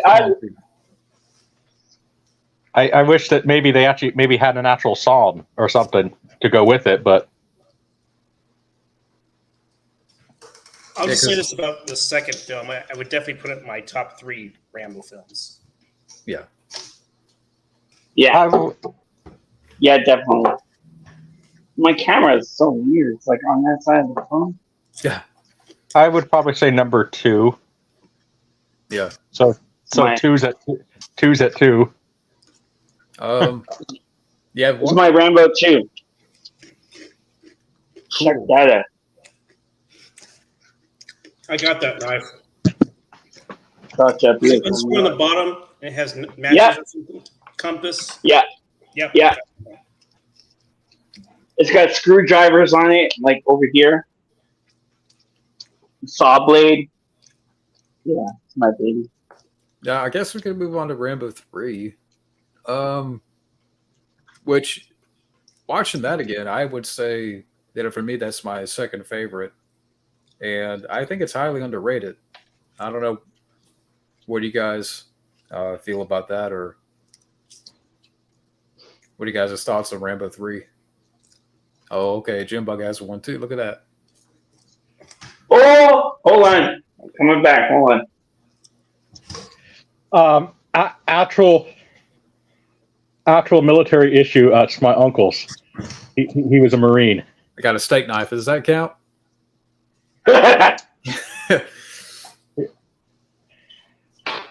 Yeah.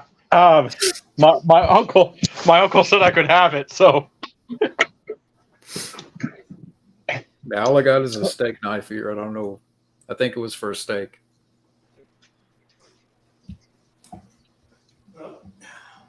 There you go. I also Yeah, baby. Oh, yeah. Okay, everybody Man, hold up your knife. Yeah. Everybody have their knife. Okay. Hold That's on, hold a on. knife. This is a knife. Yeah. Everybody has a knife. I could go get my Bowie knife, but I'd say that Rambo 3 knife holding that thing is like, fuck, your arm feels. How the hell did he hold this up for like so long? Yeah. It's so heavy.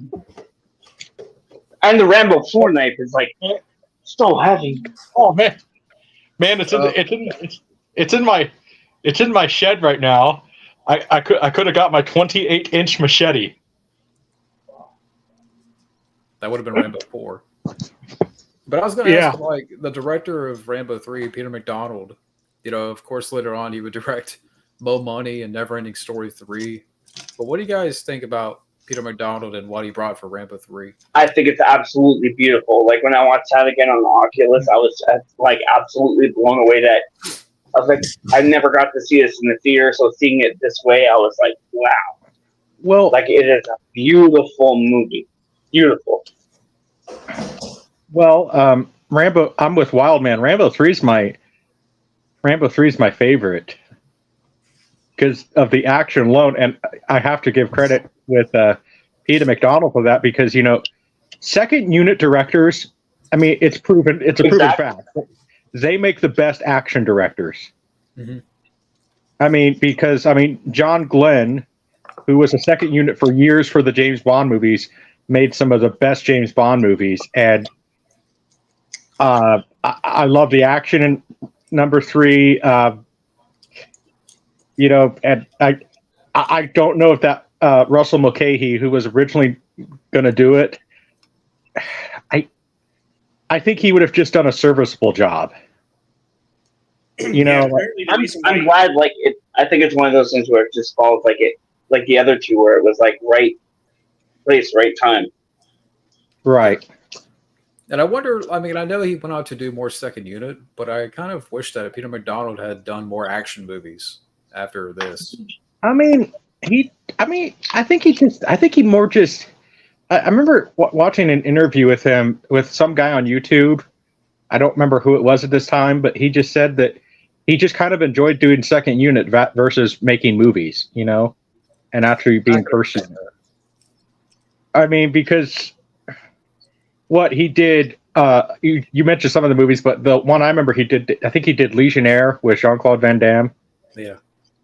I mean, really, I think he kind of. I mean, there's been multiple just one-shot directors. I think this is kind of just his statement on action films. I mean, he really didn't need to direct any more things. After this, really. It makes me wonder if he had help from Sly. Like if Sly was, I assume Sly would have been with him every step of the way, right? Yeah. So right. It makes me feel like maybe it was a half-half. And I mean, it was the most expensive film at the time. I mean, the budget here was like what, 60 million? Somewhere around there. 63 million. Yeah. But I was going to get to okay. Apparently, the reason why why Stallone decided not to get him involved as director, or why he left, was apparently Stallone said that he hired like pretty boys or something like that as the What's the quote? Pretty boys as the Russian guys. Yeah, they weren't exactly like tall or well, maybe they were tall. They weren't macho guys. Posing or something like that.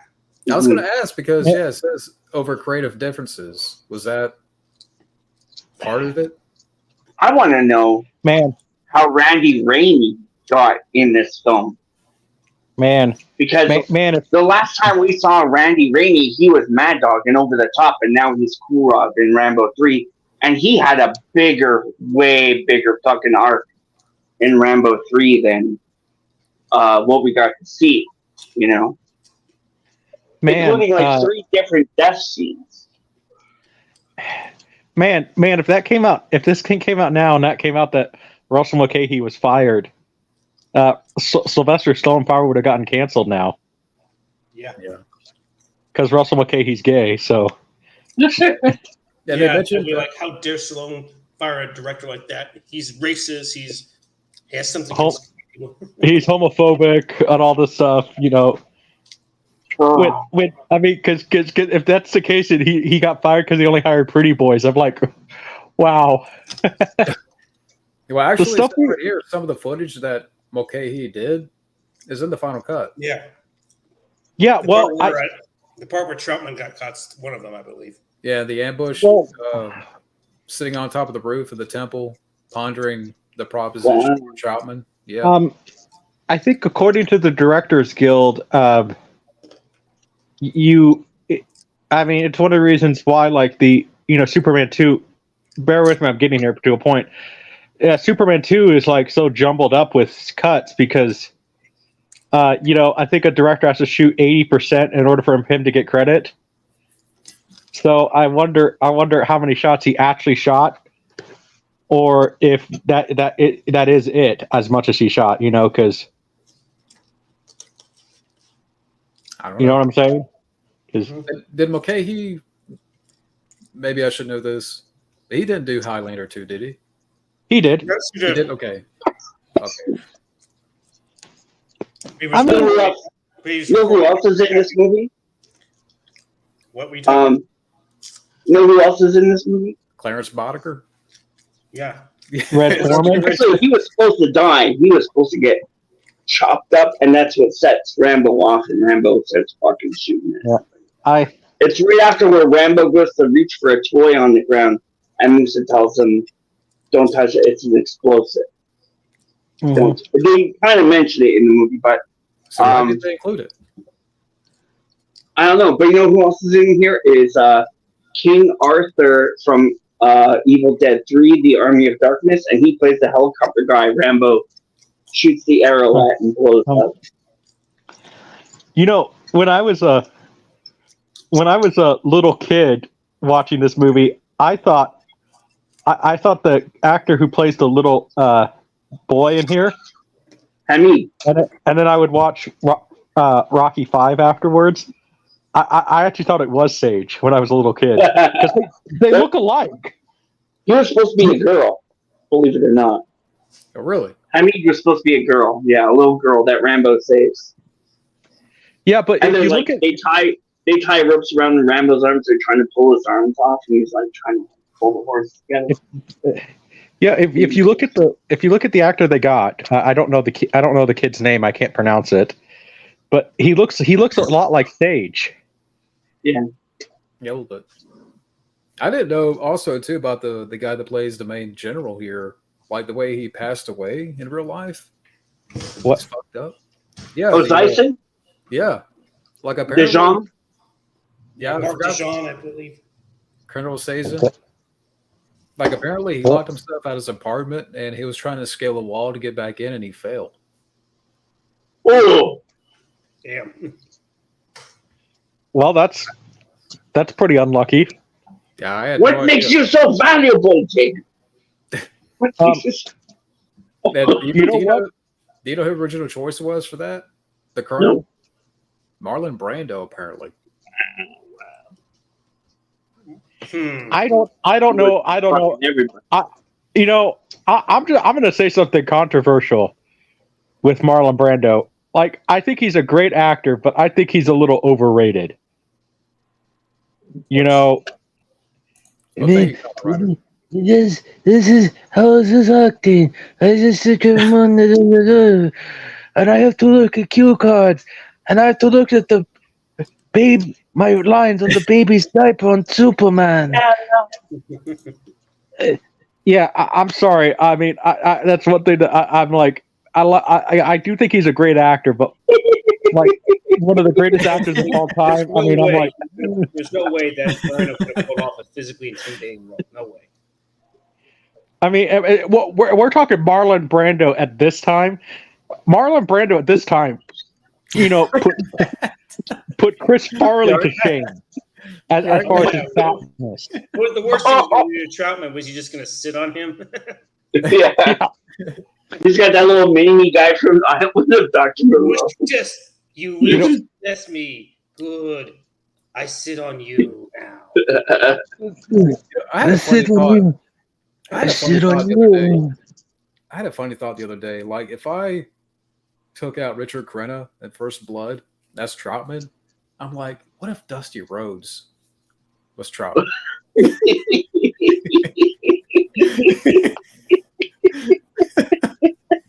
What were you smoking? What were you smoking, John? Like, can you imagine him delivering that dialogue? Okay, here's the little quote that someone said that led him to the firing of Russell Mulcahy. I was not on any drugs, by the way. Here's what Stallone said. He said he went to Israel 2 weeks before me with the task of casting 24 vicious-looking Russian troops. These men were supposed to make your blood run cold. When I arrived on set, what I saw were 24 blonde, blue-eyed, pretty boys that resembled rejects from a surfing contest. Needless to say, I'm not afraid of a little competition, but being attacked by third-rate models could be an enemy that could overwhelm him. I explained my disappointment to Russell, and he totally disagreed. So I asked him to take the phone army to move on. Well, I mean, to be fair, I guess I get where Sly's coming from, but like, to be fair, I mean, let's face it, Dolph Lundgren. I'm not gay, but he was kind of a pretty boy, so. Well, I remember Sly was really into Russian bears. Like, he really wanted, like, for Rocky IV, he wanted a Russian bear.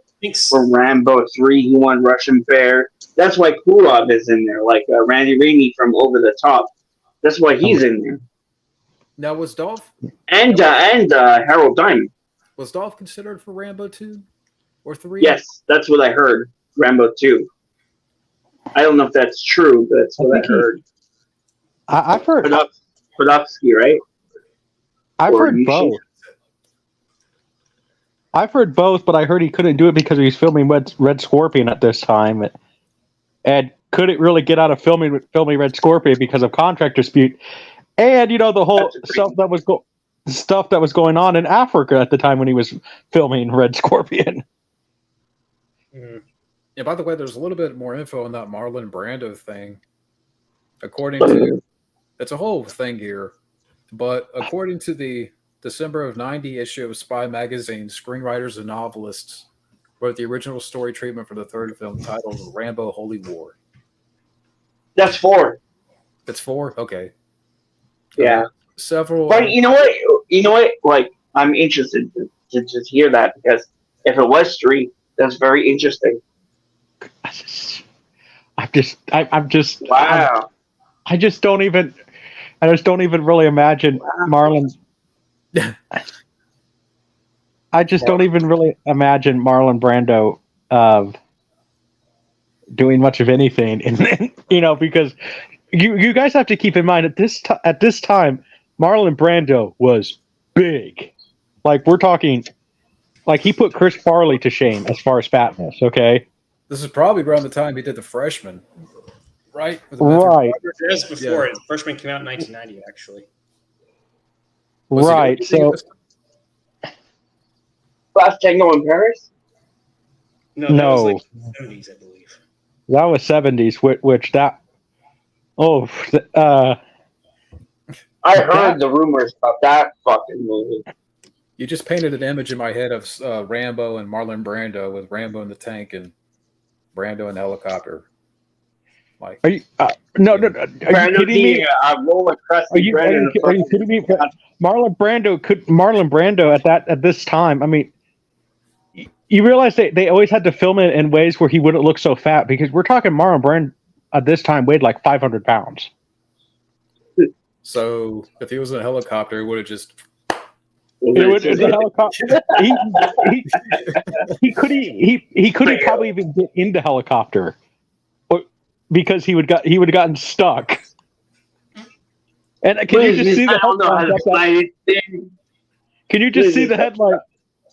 And then, I mean, Marlon Brando even had like really at this time just like the weirdest demands too. Like, I mean, you guys have heard the Richard Donner stories with Marlon Brando, right?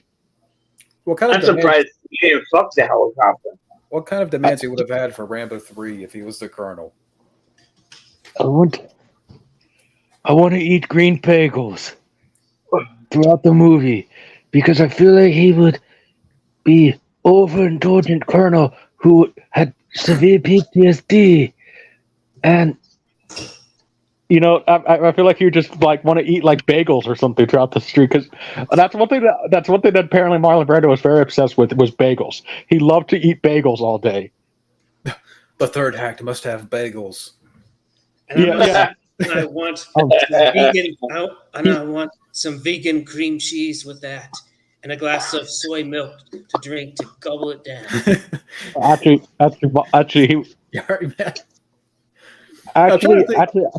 think with Marlon Brando, the only you see, so remember at this time he had his own private islands, and he the only thing he drank apparently was his own wine that he made at his island. So he'd probably just say, and I have to drink my wine from my island with all my lovely ladies. I mean, that's a funny thing. You read about Marlon Brando at this time. He had his own private island, and like all the women on that island were basically remember how Charlie Sheen joked that he had goddesses?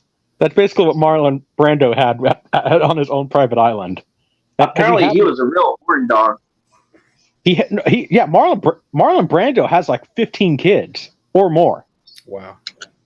I just could imagine like him just really like tampering with the third act of the movie. I get the feeling like it would be a case, especially at this time, because this is when his it was around this time, 88, 90. This is when his daughter was having her problems with her boyfriend. So I think that would have been on his mind too, but I get the feel like he would probably sit there and say, like he would have so many demands, and they would have to oblige because it's Marlon Brando. But he would sit there and say, I can't be around Stallone when he has the knife. It makes me uncomfortable, or something like that. I get the feeling also like he probably wouldn't even want to be around Richard Crenna or something like that too. Mm-hmm. Or I don't know. I mean, Marlon Brando, again, like I do respect him as an actor, but like I think he gets a little overhyped because like, he's not necessarily I don't think he's necessarily the greatest actor of all time. And I have issues with, method acting and the style of method acting he does, because I think method acting is just bad for your health in general. So. Yeah, I was in these comments here from Jack. McDonald also filmed the motorcycle chase scene and Nowhere to Run. That's cool. Yeah. I know he did a lot of second unit stuff, so. Maybe Matt is. Matt, do you know anything about this? Sheldon Lettich wrote a different script for Rambo 3. It was rejected. Which one was it? Was it the Rambo in America? And he goes to Central America? It was that one? Yeah, Rambo Saving America. Yeah, this is what Jack sent a question about this rejected script. Rambo saving American military pilot who crashed in a snowy park. Oh, that's a different one. Yeah. I remember that. I remember Jack telling us about that, actually.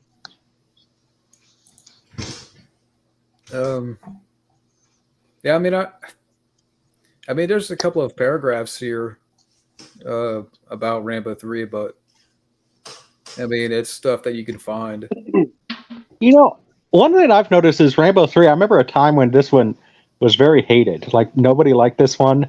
but I've noticed in recent years that it's kind of developed more of a following in recent years. Yeah. Yeah. I find it highly underrated. I mean, I don't know why it deserves more than a 5.8 on IMDb. Well, I don't know that whole stuff about even movie ratings on Rotten Tomatoes and IMDb is so rigged anyway, and it's been proven. So I don't really follow that, but yeah. But I mean, I just something that I've noticed that, like I said, the movie. I appreciate the fact that this has kind of developed a following, because some people would sit there and say, "Oh, well, this movie sucks because it's severely dated with the Taliban and all this stuff," and you know, I mean, and then when it became more relevant in recent years, people kind of were like, "Oh, wow, this is actually a pretty good movie," Yeah, you got great action scenes too. I mean, and I do like the scene. I know a lot of people poke fun of that one scene where he cauterizes his wound. I know it's not realistic, but I can have fun with it. Well, come on, if Patrick Swayze can do it in Black Dog, so can Sylvester Stallone. Yeah, sadly, I can kind of tell whenever he's pointing out that sharp no, I can kind of tell where there's like a prosthetic on the side of his stomach. Sadly, like it was a little discolored. Yeah. What do you think about that scene, Matt? I love that scene. I think it's badass. I mean, it's a movie. It's a movie. It shows that For me, like in the most painful situation, Rambo must survive and cauterize a wound at any cost. So it's badass. Mhm. I mean, come on. I'm pretty sure. Come on, if all of us were in that situation, we would at least try to attempt to cauterize the wound like that, right? Well, yeah, you're gonna die, right? So We weren't trained to like Rambo. I think all of us would die. I mean, I just follow the line from Shanghai Noon. I don't know kung fu, but I know crazy. That's true. So if I'm in that situation, you know what? I'm gonna at least attempt it. I think I'd rather die by at least that by just basically bleeding to death. You know what I mean? Mm-hmm. And I love the fact too that real quick, like Rambo 3 is really a buddy movie too, if you think about it. Right. Hey, what movie? It's a buddy movie. I mean, you got Rambo and Troutman side by side throughout the movie. Well, I also like the fact this time that him and Troutman were teaming up and having some working together. Yeah. Mm-hmm. Yeah. Well, that's in a lot of ways. Like I know they were talking about. I'll mention it. I know they were talking about Rambo. Rambo 4 replacing him with James Brolin, Richard Crenna. But in a lot of ways, this is kind of like I would say a good send off for even Troutman in a lot of ways. Mm-hmm. So, is there anything that you guys want to add to that before I move on to 4? I love that movie. Not really. I would just say that it's highly underrated. The other familiar actor that was in there was Spiros Focus, because he actually played a villain in Jewel of the Nile as Omar. I don't know if you ever saw that one. Wow. Yeah, I haven't seen that one. I think I've only seen it a couple of times. I never really was much of a fan of the Romancing the Stone movies. Actually, believe it or not, rewatching Rhinestone today and then reading that Stallone turned down Romancing the Stone to do Rhinestone. To be fair, I don't think I could see Stallone in that role. Yeah. I can understand that. I mean, I'm sure it might have been a little more action packed. I'll say that, but I don't know. Like, I just don't. I love Stallone, but like he fits in certain roles, and I just don't really buy him as that sort of Indiana Jones type action hero. You know what I mean? Reynolds, right. yeah. He kind of Michael Douglas. I mean, if Douglas wasn't in there, I'm sure Harrison. Well, that would have been too similar to Indiana Jones, but at least he would have played a more kind of Tom grounded. Selleck. Mm-hmm. What's up? Tom Selleck. That would have been cool. Oh yeah, that could make up for the time that he didn't get Indiana Jones roles since he committed to Magnum PI. But Right. So going into Rambo 4 here, what are you guys' first thought of the movie? Rambo 4 is great. Great. Like, no problems with Rambo. Well, like, the screenplay is amazing, the film is amazing, but they're two different beasts. I would have really liked to see David Morrell come back and do a novelization for the 4th, but it wasn't meant to be. But I like that movie a lot. I like Rambo 4. It's actually my favorite. Yeah, I would say in regards to tone, I mean, it's more closer to the first movie, and I think that's why for a lot of people they say that Rambo 4 is their second favorite. It may be similar, but I think it's definitely probably the most violent and goriest. Yeah, of the 4, yeah. Guys, I gotta get out of here.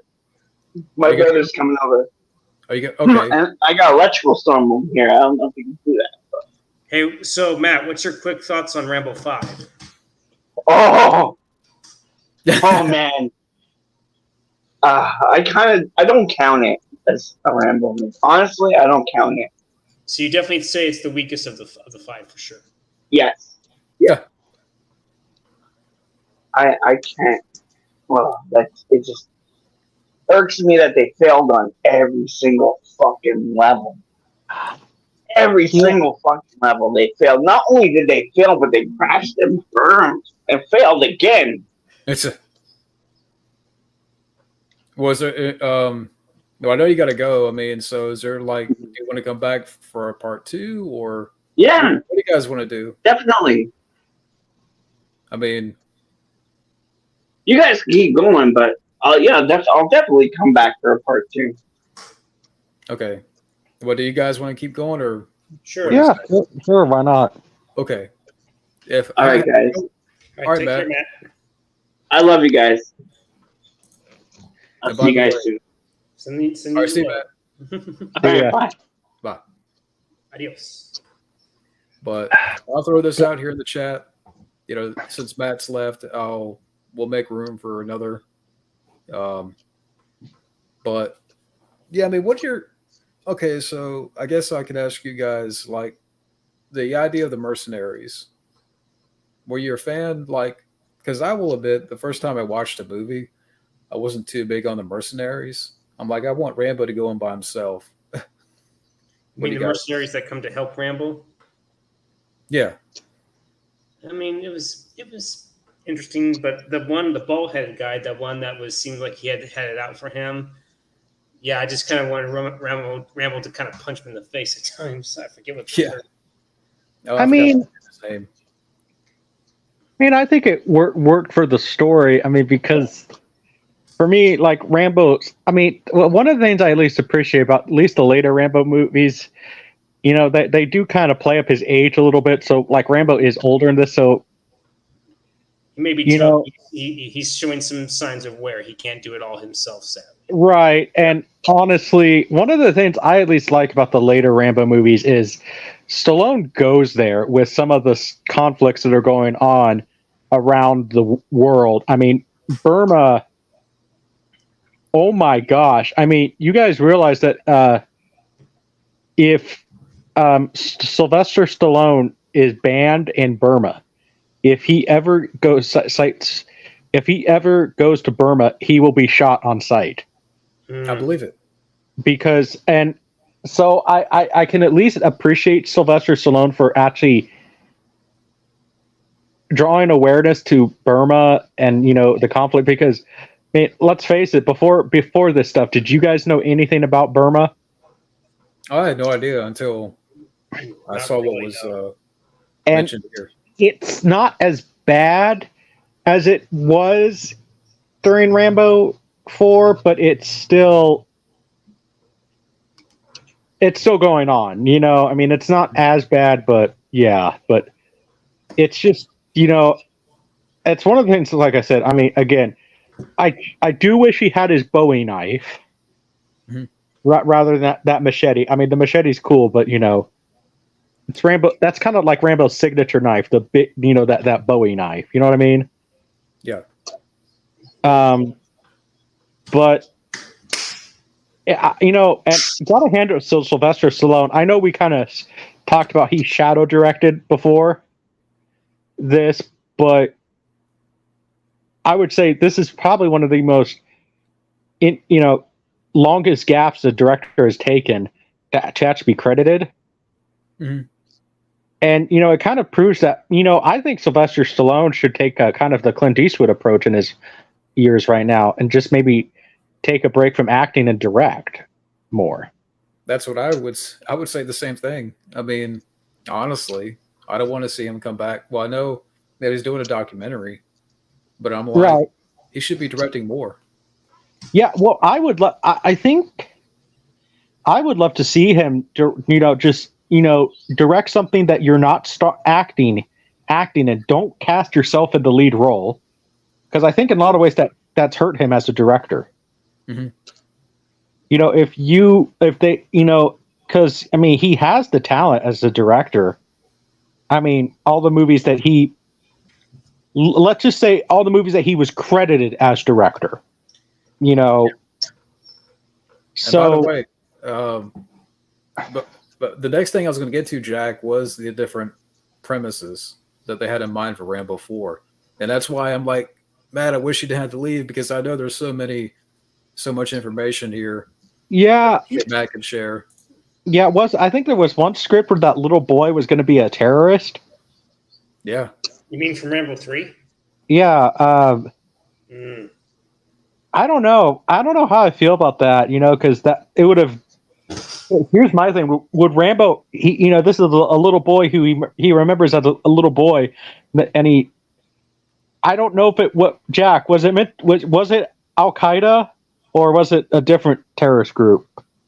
There's one, and by the way, before I move on to that, there was a scene that was written. It wasn't filmed, but Rambo was going to visit the grave of Troutman in this movie. I wish we would have gotten that. Yeah, that would have been, it would have been interesting to hear his current thoughts, or give us some closure on Troutman and whether he was still alive or maybe he had already passed. That would have been nice. If we get Rambo 6, just film that scene. Yeah. Yeah. I mean, you already before then you added the grave of Adrian and Rocky Balboa. Why not Troutman? Yeah, maybe Troutman's in the same graveyard. I don't know. Yeah, that would have been. Well, weird. Wouldn't Troutman be at Arlington? That's true. I mean, Is Troutman Army or Marine? Maybe he would have been buried somewhere in the Middle East. I mean, Arlington is it's all military, so basically, I mean, I think that they mainly have Army, but yeah, you see, that's why I want to ask Matt, where in the timeline did Troutman die, or what did he die from, or whatever happened to his character? Maybe Jack knows. Maybe. But no, I mean, it's definitely my favorite. Mainly just because, I mean, this is one of the most brutal ones. I mean, and getting back to what I was saying about number 5, not to say I'm transitioning, but it's just one of those things that it just seems like I don't think Stallone did, but it makes me wonder if the studio got cold feet. Mm-hmm. Because I don't dislike 5. I respect it for what Stallone was trying to do. He was trying to draw awareness to the cartels, because the cartels are, I mean, John, not to get political, but we all know what the Mexico does and everything in this, what they do. I think Stallone could have gone much darker with it, you know. So I was gonna say, like, it seemed like really with the fourth movie, what he was able to bring forward in regards to the story, like it seemed for the fifth movie, he couldn't repeat that again. Like he was already, the fourth movie was already brutal with the story. I have to think this fifth movie. I think it's one of those things. You know, I'm not to say we're transitioning yet, but like, I think I'd give it a little bit of a pass, just because I think there was a lot of studio interference. Like, probably okay. So, Warner Brothers. No, well, I think Warner Brothers, because Lionsgate and Warner Brothers, at that time, you know, they had a partnership. Now they don't, but that's a different story. I think that Warner Brothers, I don't see Lionsgate having cold feet, but I think Warner Brothers got cold feet because they didn't want to be racist or something, you know, with the Mexicans. Mm-hmm. You know, because remember, this is 2019, sort of, you know, I mean, I keep saying it not to get political, but, you know, 2019, you know, this was early Black Lives Matter stuff, you know, and all, you know, equal right. And they said that. Remember after the fifth movie, you know, people were like, "Oh, it's racist," and this and that. Yeah, that's. No, I remember that because there's an old video on my channel when I said it's not racist. You know, because I said it's not saying that all. In no way is it saying that all Mexicans are bad. It is saying that the cartels are evil, and I explained why the cartels are evil. I mean, and I'll defend Rambo 5, but you know, I'm not going to sit there. If somebody says it's their least favorite, I could say, yeah, I will defend it because, I mean, again, look at all the evils that the cartels do. I mean, you know, they bring drugs into our country, and that's one of the reasons why we're the number one drug. We have the most drugs in the most drugs aside from Mexico.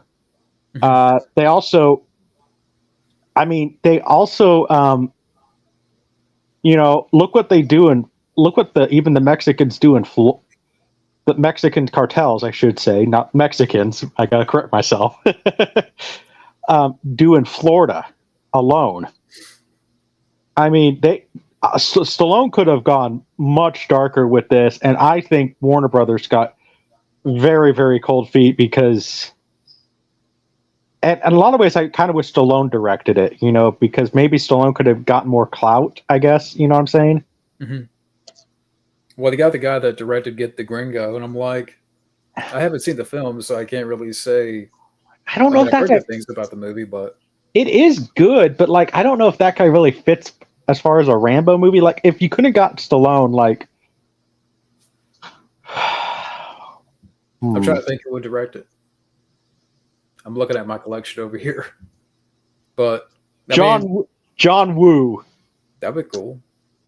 By the way, Jack has hit me up with all the different scripts for Rambo 4. Mm-hmm. Like the Black Forest. Can you imagine that, battling eco-terrorists? I don't know if I would. I don't know how I feel about that one.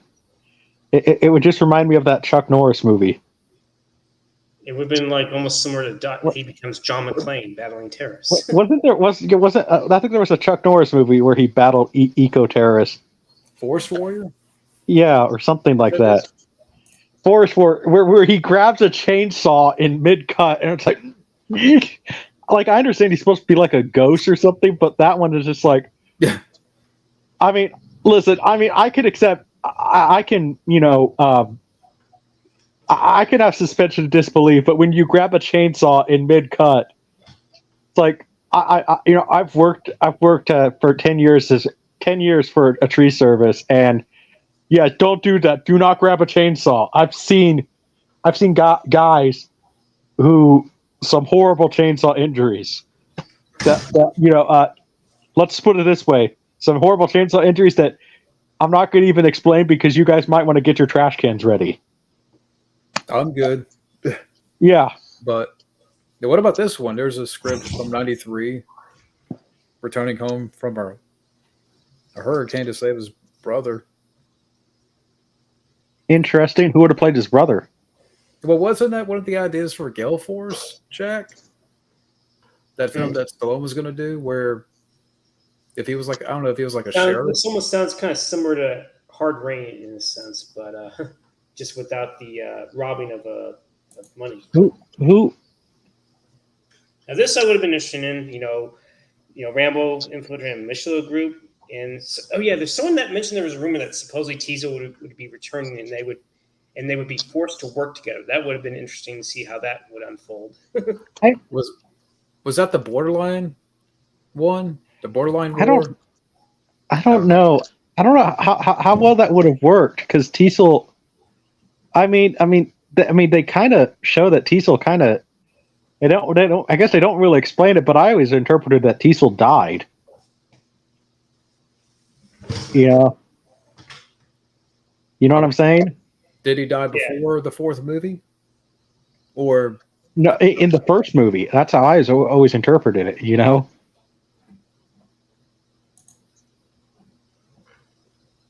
Rambo's family kidnapped by a neo-Nazi group. I think that could have been an interesting one there for sure. Could have been. That one got rejected. That would have been interesting. Have any more That Nazis. would have been. I mean, it would have been interesting. I've heard of all the scripts before, and it's more just like, you know what? I'm kind of glad we got the fourth one. You know. But what about this one? This is out there. Jackie Chan to play the main villain of Major Drug Dealers. Of course, Jackie Chan doesn't want to portray a bad guy, from what I keep hearing. Jackie Chan, I think I'm going to say it. I think he's just scared to play the villain because he always has that very nice guy image. And, a lot of times I think Jackie Chan kind of has that old school method of acting, where like you play your part. Mm-hmm. And, you play the part that you're established as, but I would love to see Jackie Chan play a villain, because I think if he played like a dark, sadistic villain, it could be as shocking as when Henry Fonda played the villain in Once Upon a Time in the West. I still haven't seen that. Oh, well, Henry Fonda always played the very nice, clean-cut guy, and then you see him in this movie. He is a sadistic, evil man. Ooh. That would mean that I've always imagined, Jackie and Sly, doing a film together. I don't know about a Rambo film, though. To me, it just feels... It kind of, like... Square pegged round hole. I don't know, Jackie, maybe not get Jackie Chan, I don't know, Jet Li, baby.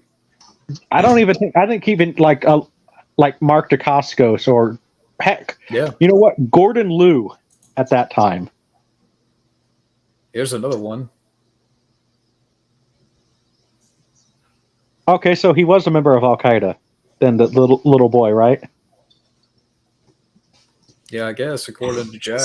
But now it says he was returning as a good guy, so maybe, that could be interesting. 2004. So wait, hold on. In that script, I have one question.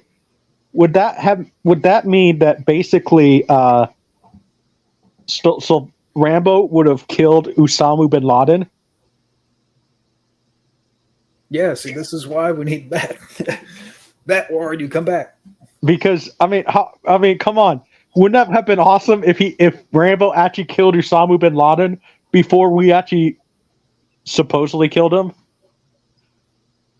That would have been the Rambo 4. That would have been right. That would have been an awesome. Came out back in what, mid 2000s? 2002. And hey, come on, Richard Crenna still could have come back because he died in 2003. Yeah. Mm-hmm. Here's another one. Now, what about? I read about before. Yeah, I have heard about that one. Wasn't there one where he was,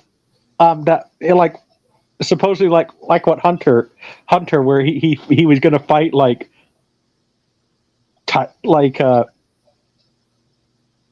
Yetis or something like that? or mythical, some sort of mythical creatures. So borderline. So that, if I'm not mistaken, wasn't supposedly the Rambo Last Blood. That script or the storyline was going to be the fourth one. Then they flipped it around and did the Burma one instead, and then saved the cartel one for the fifth. Yeah. I guess. You know, one thing that I'll say this though about the one of the things that you know, even with the fifth one, that I think it's really funny how people complain about the little girl character, the teenage girl character. Okay, first of all, she's how old? Doesn't it establish like she's 16 or something like that? 18 or okay, I forgot. Okay, so 18. Think back when you guys were 18. You were young and stupid, right? Mm-hmm. Mm-hmm. Now, I'm not saying that probably you guys would be stupid enough to go to Mexico, but 18, do you guys remember that age? You're like, I'm an adult, even though you're not mentally an adult. You're just legally an adult. There's a difference. You're like, I could do what I want. So I don't blame the 18-year-old for doing that. You know what I mean? Because that's... Well, there's a scene in the movie where they had a party in the tunnels, so I probably would have done that instead. Yeah, exactly. But I mean, John, I mean, I mean, come on. At 18, if you had an opportunity, and like your friends peer pressured you, come on, let's go. Are you going to deny that you wouldn't do it, or at least think about it? I mean, I understood why they did it, but yeah, I just remember like a lot of people complain about that the 18-year-old was stupid. I'm like, she's an 18-year-old girl. Have you guys met do you guys remember when you were 18? I mean, Scotty, you were pretty young and stupid at 18, right? I mean, I've made my fair share of mistakes, but nothing like that. So. Yeah, but you know what I'm saying? I mean, hey. I mean, so I don't really blame the girl for doing that because, I mean, there's been so many girls that have done that. I'm going to see my father, who's a cartel member. And it's like, well, I'm sorry I'm sorry what happened to you, but you got what you deserve in some ways. And because there's some, and I got to admit, I mean, that scene where, Rambo's with the girl and she's dying. And he chokes you up a little bit, Yeah. I will give Sly that moment. And I want to talk more about that. But real quick, about Rambo 4. Like apparently at different points in development, there were some other directors considered, like Richard Donner, apparently. Luke Besson, interesting. James Mangold.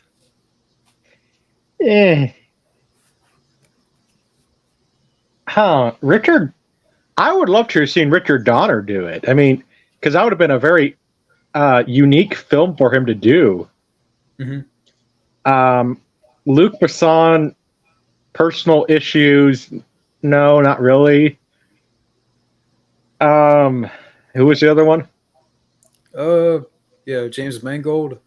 I mean, he did do Copland. I do like James Mangold, but he's very hit and miss. You know what I mean? Mm-hmm. And speaking of James Mangold, no, I am not going to be. I have decided to take the James Rolfe approach for Ghostbusters 2016 with Dial of Destiny. I am not going to see it, and I'm not going to review it at all. So I don't blame you one bit because I've seen most of it. Not the theater. I'll just put it like that. Listen. I don't even really care to download it. I don't. Even if I could, even when it's on Disney Plus, and I could watch it for free because I don't pay for Disney Plus because, mommy and daddy's accounts. If you want to be depressed. I saw it. I didn't hate it, but I can understand why people are not fans of it. Believe it or not, my mom seemed to enjoy it, and believe it or not, she enjoyed it. She enjoyed it more than the Kingdom of Crystal Skull. So, I've just decided that I'm not going to see it. Yeah. By the way, real quick on the in the final battle of Rambo, apparently with the .50 caliber machine gun, he was supposed to pick it up and use it. but he couldn't maneuver it, being at 120 pounds. I didn't know that until recently. Huh. That would have been awesome, though. I mean, Yeah, it would have been a nice callback to Rambo 2, where he was just Nation Hill, hey, unleashed it on the machines of Murdoch. you know who could have picked it up and lifted it sly? Chuck Norris? Arnold. Yeah. But, you know, I don't know about in 2008. He was still the governor. Let's just say alternate universe. He's not the governor, right? Yeah. Okay, we could say that. But that would have been cool. I mean, do you guys, I was about to say, do you guys have any? I mean, I know we've been talking about Rambo 5 here and there. And we're about to get to that. I mean, I think that, it. I mean, I think overall, I mean, Rambo 4 is. I mean, it's my favorite just because it's. I mean, it's one of the darkest ones because, I mean, you listen to some of the stuff that actually goes on in Burma. It's like, oof, wow. So it's one thing like I said, I got to appreciate Stallone for causing awareness to this stuff because, I mean, what other people in Hollywood are even doing that, causing awareness to actual events that are going on in the world that maybe we should talk about instead of other things. And by the way, I think Wildman's going to join us here. Cool. So let me get the link in here. But yeah, I love Rambo 4. I mean, I think the story is hard hitting and brutal. The violence is visceral. It's very intense. It was great to see in the theater. It was a great experience. I wish I would have seen it in theaters. I never got that chance, or I never got around to seeing it. My dad took me out of school to see it. See, that's really? Cool. That must have been a fun day. Yeah, well, my dad, I mean, despite, our personal issues with just a whole bunch of stuff, my dad was always kind of a cool dad like that. He would take me out of school to take me to the movies a lot. By the way, here's the one and only Wildman Beyond. Hello. Yeah, greetings and salutations. Greetings. How's Mars? Yes, indeed. Greetings and salutations. How's Mars? Yeah. Okay. He was gonna. I'm still having my. I'm still cooking my potatoes and French fries. I'm still growing my potatoes and making French fries. And before we move on to Rambo 5, we were talking a lot here about Rambo 4. I mean, Wildman, since you're in here, Rambo 4. What are your thoughts? I around that time, everybody, including every Rambo fan and every fellow Rambo fan at that time, was hungry for one more Rambo. Ever since Rambo 3. I mean, because after the 80s, the 90s came along, the world changed. It was kind of a laid back time. We didn't really have a big threat like we had in the 80s with the Cold War and all that. And then in the 2000s, like 9/11 happened. We were dealing with the Iraq War and all. And I remember after 9/11 happened, I remember Rolling Stone, they promoted the Rambo DVDs, the Rambo DVDs, and it said the ultimate American hero is back. And we waited for a long time, and then finally around the late 2000s when Stallone announced he was doing both Rocky Balboa and Rambo 4, I was definitely excited, mostly for Rambo 4 because I love Rocky, but Rambo is definitely home for me when it comes to Stallone, and it was the hunger for that film to come out, man, especially for me, was very special for me, because YouTube was starting. Everybody were making their own fan trailers and everything. And I was slowly getting back into Rambo again. And I remember when YouTube was a huge thing, 2000s and 2007, of course, that's when I think Rambo 4 was responsible for the first online unrated trailer because it was very violent. I think it was the first one thing to do something like that. I think it was the first one to get a red band trailer. Yeah, absolutely. And it was very different than any other Rambo movie. I mean, it was because it was down, it was dirty, it was bloody, like something you see out of a Saw movie. I understand why Stallone did that, to show the brutality of what was going on in Burma, but to also show how things have changed in cinema, how the violence had changed. Stallone. That's what's cool about Stallone. He's not afraid to get down and dirty. He's not afraid to go. He's not afraid to go into a dark place and come out. So you know.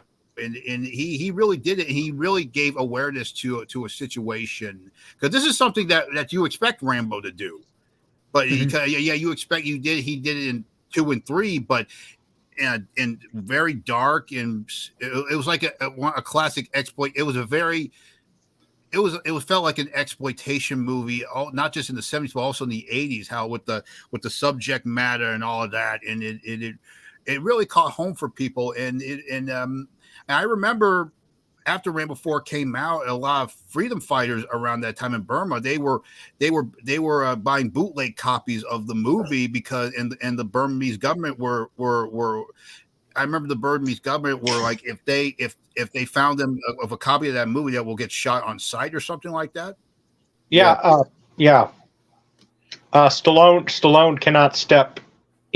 Even Sylvester Stallone cannot step foot in Burma, because if he's caught in Burma or anywhere around the perimeter of Burma, he will be shot on sight as well. So, and by the way, like that shows you that Stallone is.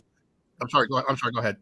Yeah, I was gonna say, like, it's interesting because, like, rewatching that movie again, and at the end of the film, when he takes out the whole army, he kind of gives this look around like, I told you, fucking missionaries. Because he didn't want to take him up the river. He's like, he had that kind of look like, I told you so. What would happen if you go up the river and you look what happened? You had to go in kind of like, I told you so. Well, and correct me if I'm wrong. I mean, it shows that Sylvester Stallone, even at this age that he was when he shot this, and even I'll even say still now in some ways, Sylvester Stallone has balls. Because he shot in, I believe they actually shot in Burma, didn't they? He did, and that showed you he really is Rambo. He is Rambo because he's not afraid. He's not afraid to go there. He's not afraid to. Well, and so I mean, like I said, like Rambo, really. Why can't we have stars like that anymore that actually have balls? Because they don't have balls.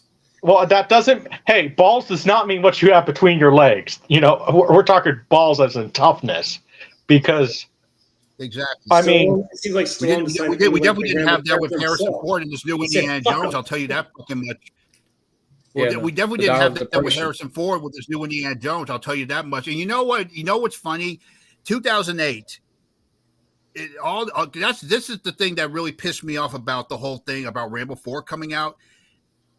After that movie, all this attention went to fucking Jason Bourne and fucking Indiana Jones, and of course, we got new Indiana Jones. That was shitty.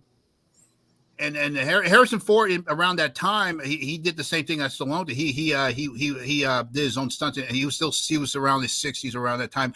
That's when I thought Harrison Ford had balls, but now I don't know anymore. This is 10 times better than that new Indiana Jones. I'll tell you that fucking much. I don't know about this comment here. Rambo 6 is happening, and he's going to be fighting off alien invasion. Psycho Hobo. That's good. Oh, God.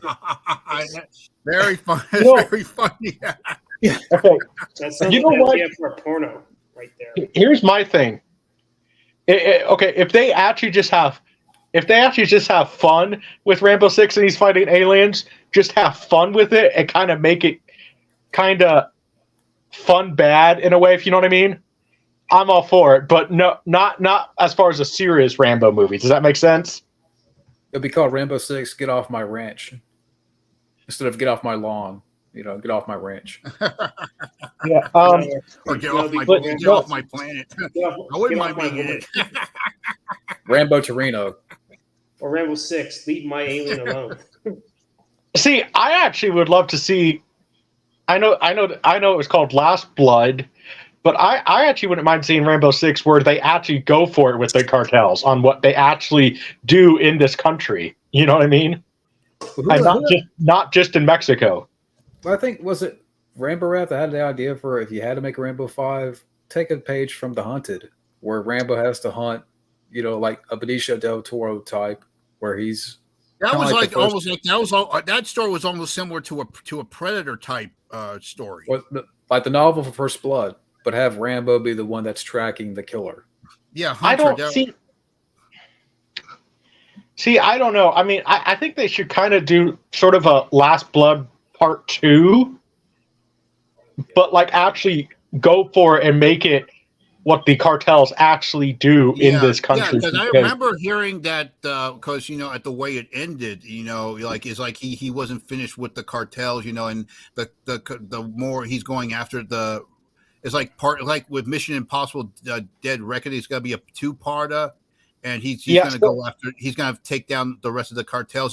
Did you know that when Matt Merchant was here? Did he tell you about the script of the scenes they didn't use for Last Blood? Well, okay. No. Well, since we're on that, we can go there. So Rambo 5, here we go. But yeah, I know there was a different opening scene for the movie, but I didn't see that in the theater. It only aired in certain countries, and maybe some states may have had that, but I know my theater didn't get that scene. The scene where he's in the rain and there's a flood. Mm-hmm. When I went to go see it, they had that scene in there. They did not for me. They did not in my theater. Yep, but I saw it later on Amazon. But I thought that was a cool like a homage to First Blood because there are scenes where he's helping the deputies instead of hunting them. He's helping the deputies out. Yeah. Yeah, almost like Rambo's kind of somewhat coming full circle like he did in the first one. But why does he come off like he's Rambo Texas Ranger? I think because he's a tracker, and I think Stallone because Stallone always saw Rambo as like this modern day lone wolf, loner cowboy. Despite that he's the military. He's back on his ranch. I understood that, but still, at least when you go into action, especially the last climax, at least wear your headband again, man. Yeah. I didn't mind the whole cowboy, Rambo thing because I grew up on westerns. Westerns are cool. So to see Rambo kind of as a cowboy, cool. That's what Stallone was trying to do. He was trying to like a neo-western in a way, especially with the last act. You can tell he was doing. You could tell he was kind of doing like his version of Unforgiven, and we'll get there later, which is why people didn't like the way how Stallone portrayed Rambo. But I understood why he did that. Man, we'll get there later because a lot of people didn't like the way how Rambo was portrayed. But we'll get there later because I understood what he was trying to do.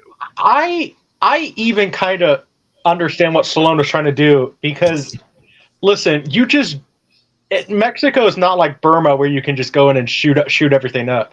The cartels are, John,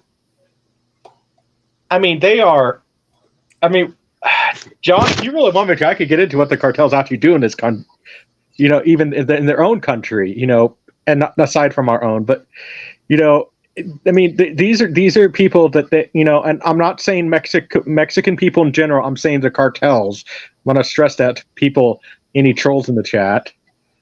But the trolls. Yeah, yes, the cartels.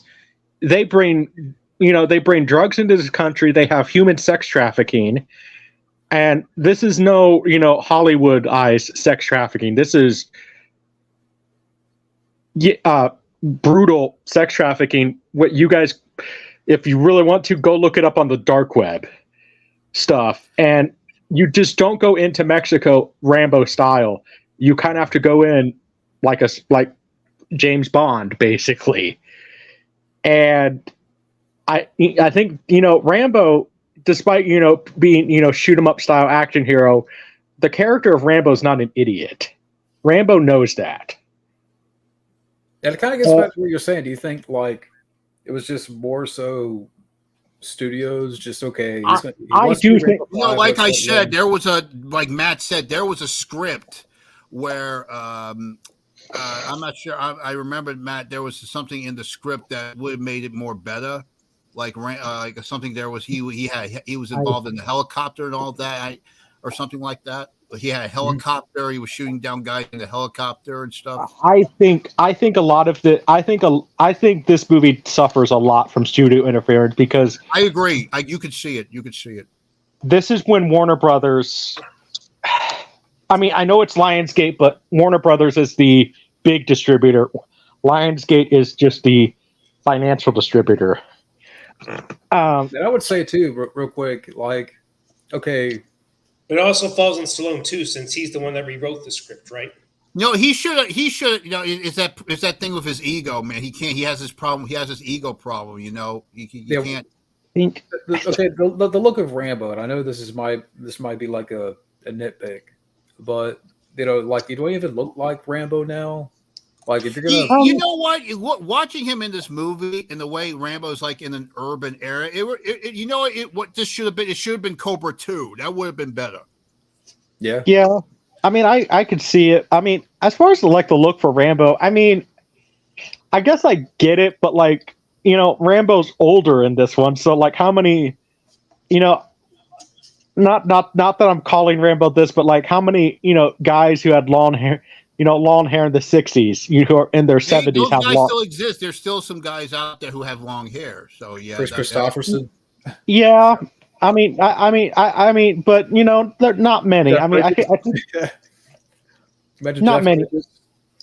I mean, I think I get what he was trying to go for, kind of trying to go for a more grounded Rambo, I guess, if that makes sense. kind of like what Mel Gibson I did just in think Stallone should have. I just think Stallone should have directed it, Yeah, and he should have, because I think if Stallone had directed it and was starring in it, maybe Warner Brothers would have been given him more clout rather than this. I mean, let's face it.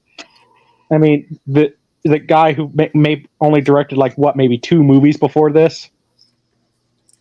he did get the Gringo and something else. Yeah, so I think that, you know, if Stallone directed it, Warner Brothers could have, you know, gone for it. But like I think that they, and like, as I was saying too, I mean, I know a lot of people complained about the 18-year-old girl, but like, she's just a teenager. What did you expect? I mean, exactly. Like, I mean, like I said, all of us were 18 and stupid. I mean, and you know, and you know, I'm sorry, I'm not being sexist here, but you know, women, especially at 18, are beyond stupid. Yeah, they do a lot of dumb shit. I mean, I kind of face it, girls gone wild. Yeah. Okay, here's what Rambo should have done then. Like, maybe flatten her tires, do something that would hinder her journey to Mexico. Well, I think you know, Rambo and this is a different kind of Rambo in some ways. This is a Rambo trying to be a father, and you know, like John, if you had a daughter, and you know, if you had a daughter, and she was 18, would you flatten her tires to, you know? Because then guess who's gonna have to pay for them after that? You know, Daddy's gonna have to pay for the tires that he flattened. You know what I'm saying? Because I think this is just, I don't really want to say like Rambo for adults, but like this is Rambo trying to be a father. You know, speaking of that, it goes back to what this movie was trying to be. It was trying to be like 2 movies for me. It was trying to be like Taken and Commando. right? And so it's one of those movies. Like I said, I can't really defend it, but I give it sort of a pass just because you can see the studio interference, and you know, so it's more. And I don't blame Lionsgate. I blame more again Warner Brothers, because Warner Brothers and Lionsgate are the same studio at this time, and You're basically saying that Warner Brothers played it safe.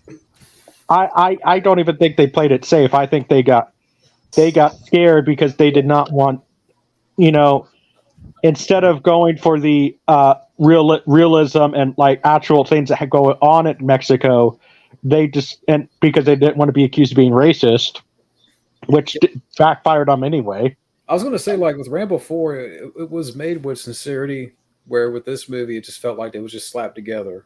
And that's kind of what I feel. I can kind of see it. I Because can kind that's of. kind of Junebug, going back to your comment, Junebug on Rambo 4, how Rambo gave awareness to an issue that's going on. This is the same thing here, like a sexual sex trafficking. And speaking of that, speaking of going back to Indiana Jones, this new movie. There's this new movie that's being at the box office called Sound of Freedom. Have you heard about it? I've heard about Jim Caviezel. with Jim Caviezel. Yeah. Which we talked about. We talked about. Get on and tell you mention that movie. We actually talked about actors who don't have any balls. Jim Caviezel has balls. By the way, here's one version of Rambo 5 that I had in my notes. I just kind of copy and paste. You know what? That small town should have been hope. This is how you bring Rambo back to hope. See, I don't know. Like I like the idea of Rambo going after the cartels because like, I mean, the cartels are basically sort of a new, basically, I mean, they're the new Russia, basically, in some ways. I mean, we can't really have Rambo go after. It wouldn't really make much sense for Rambo to go after China, because that we're more in a financial war with China, and Rambo doesn't really work financially in a financial war. So the cartels are the ones that make more sense, and I think that like if so. I know Sylvester Stallone watches Zero Cool's channel. Yeah, right.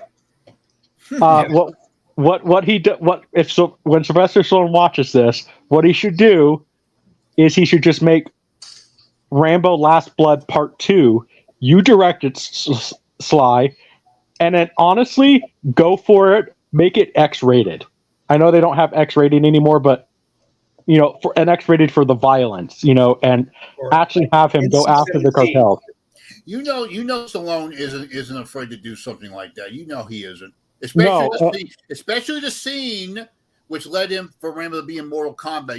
The final scene, the climax. You know what I'm talking about, right? Oh yeah. Well, I mentioned in my review, and I kind of threw out a question like, let's say if you absolutely had to make this movie, like what other directors should have been brought in to really punch up the story, the action? You know what, John Woo.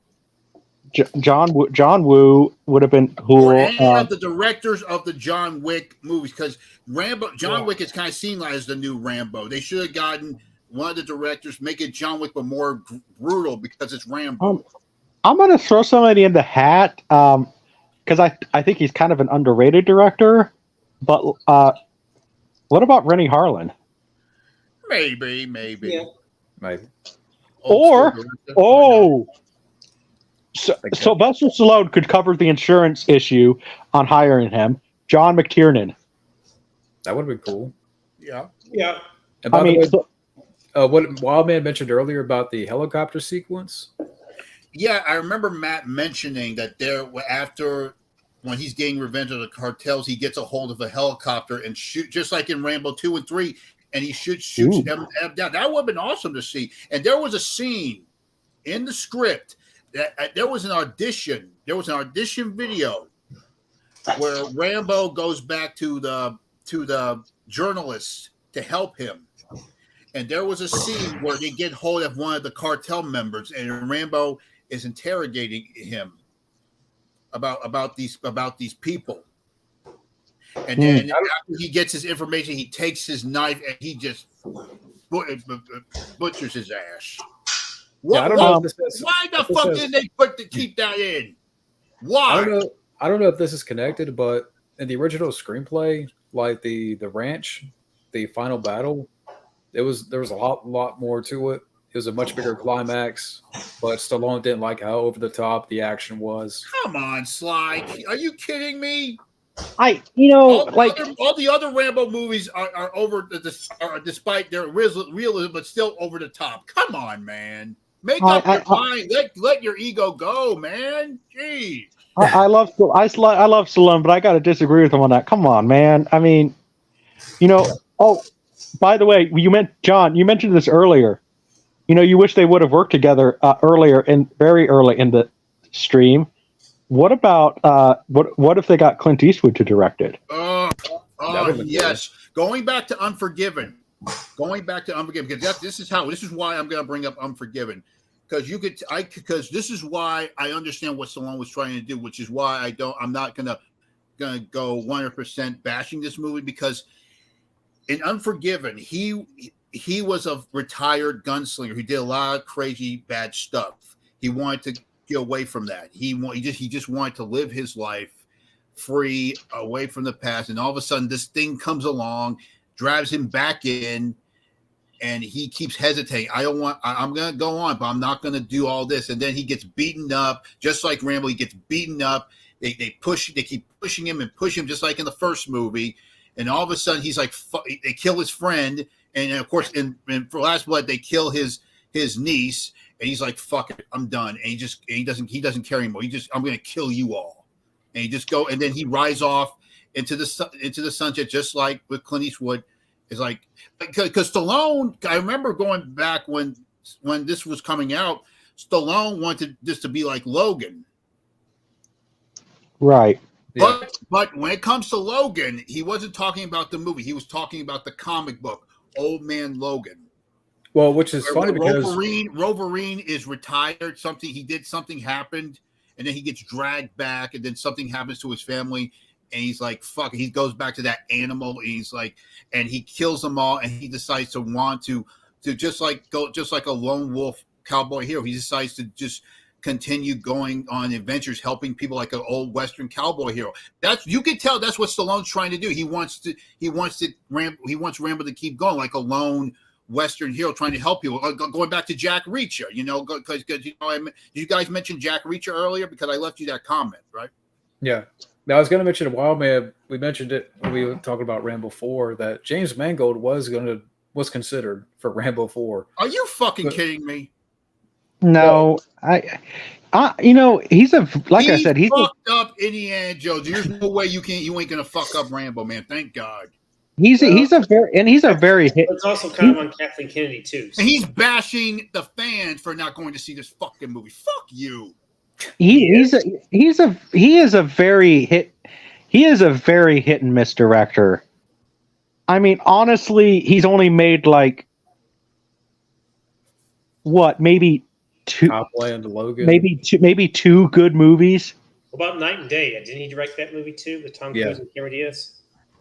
I mean, I was going to say I like the Night and Day. That was a fun movie for Tom Cruise at the time. Ford versus Ferrari. I was going to say, Copland and Walk the Line pretty much are his only two good movies. I would say. Did anyone like Ford versus Ferrari? I haven't seen I it. have to see that. I need to see that. I mean, I thought it was just okay. And I don't know, they kind of portrayed Carroll Shelby as an asshole, which I'm not saying he wasn't, but he wasn't very likable, really. In the movie, you mean, or in real life? In the movie, at least. I know. I think Carroll Shelby was. He was kind of just a tough guy. He was just tough on people. But not asshole. Does that make sense? Yeah. But in the movie, Matt Damon plays him as an asshole. So, wait. So yeah. Anyway, I don't know. I mean, but Clint Eastwood would have been an interesting choice as far as director, or like John Woo. Like we talked about, or I'm going to throw somebody in the hat too. Martin Campbell. That would have been cool. Yeah, I could see that. By the way, Jack is dropping some comments here regarding. See, and so that's why I just say Sylvester Sylvester Stallone should just, put his ego aside, and maybe take a break from Tulsa King. Just say I'm going to kind of correct the wrongs with Rambo 5 and do Rambo Last Blood Part 2 or something like Last Blood, and then, you know, say this is kind of a part 2 to Last Blood, but like I'm not gonna, so we don't confuse people or something like that, because, you know, First Blood Part 2 and then Rambo 3, and, you know, sort of like do a direct sequel to this one where he decides to go after, like with Tom Cruise's Mission Impossible, how it's 2 parts. right. So and then Stallone should direct it. And honestly, I would even say for Stallone to give him a challenge, you know, shoot it, you know, down and dirty, like let's say go John Wick, go fucking John Wick, but brutal and bloodier, because John Wick has redefined the action. He's right back. Do it John Wick style. Real quick, I was even going to say this. Shoot this for let's say $35 million. You know, dirt cheap. But, you know, Sylvester Stallone could just tell him, and $35 million, but this is a tight budget. You know, we're not going to give you extra money because you're Sylvester Stallone. Like, yes, we acknowledge that you know all your accomplishments, but, you know, let's just shoot this down and dirty, dirt cheap, but for the fans, and you go show those cartels that you don't mess with America, because hardcore like a motherfucker. Because one of the things that True Rambo style. One of the things that the cartels even do in this country right now, and this has been proven, they're the ones, the cartel, you could even go into this plot, and sorry, John, for going here with this political stuff, but but this is what you do. You could even do it where, you know, you can involve China and Mexico, because, you know, China is bringing the fentanyl to Mexico, and then they're bringing the fentanyl into the U.S., which is the big problem in the U.S. right now, the fentanyl stuff. And you could even have Rambo. And you can add you can add the U.S. corruption. Of course, you know, some of the Americans are involved too. The corruption. Yes, I'm just saying, you could, if we want to see Sylvester Stallone, we said he has balls. Let's see how much balls Sylvester Stallone actually has, where he can actually make a movie about the current state in America right now, where it's Rambo going berserk over everything that's going on in America right now. This is why people love these movies. This is what makes these action movies work, because you take a fictional hero dealing with real life situations, like with Dirty Harry, the criminal justice system. Same thing with Rambo, you know, all this political stuff. And are you looking at Jack Craven's comments? Because these are bad. Why did Stallone take all these out? Why? Yes, Stallone steals a chopper and crashes it onto the dock. I don't blame Stallone. I'm going to blame Warner Brothers. Like Check this out.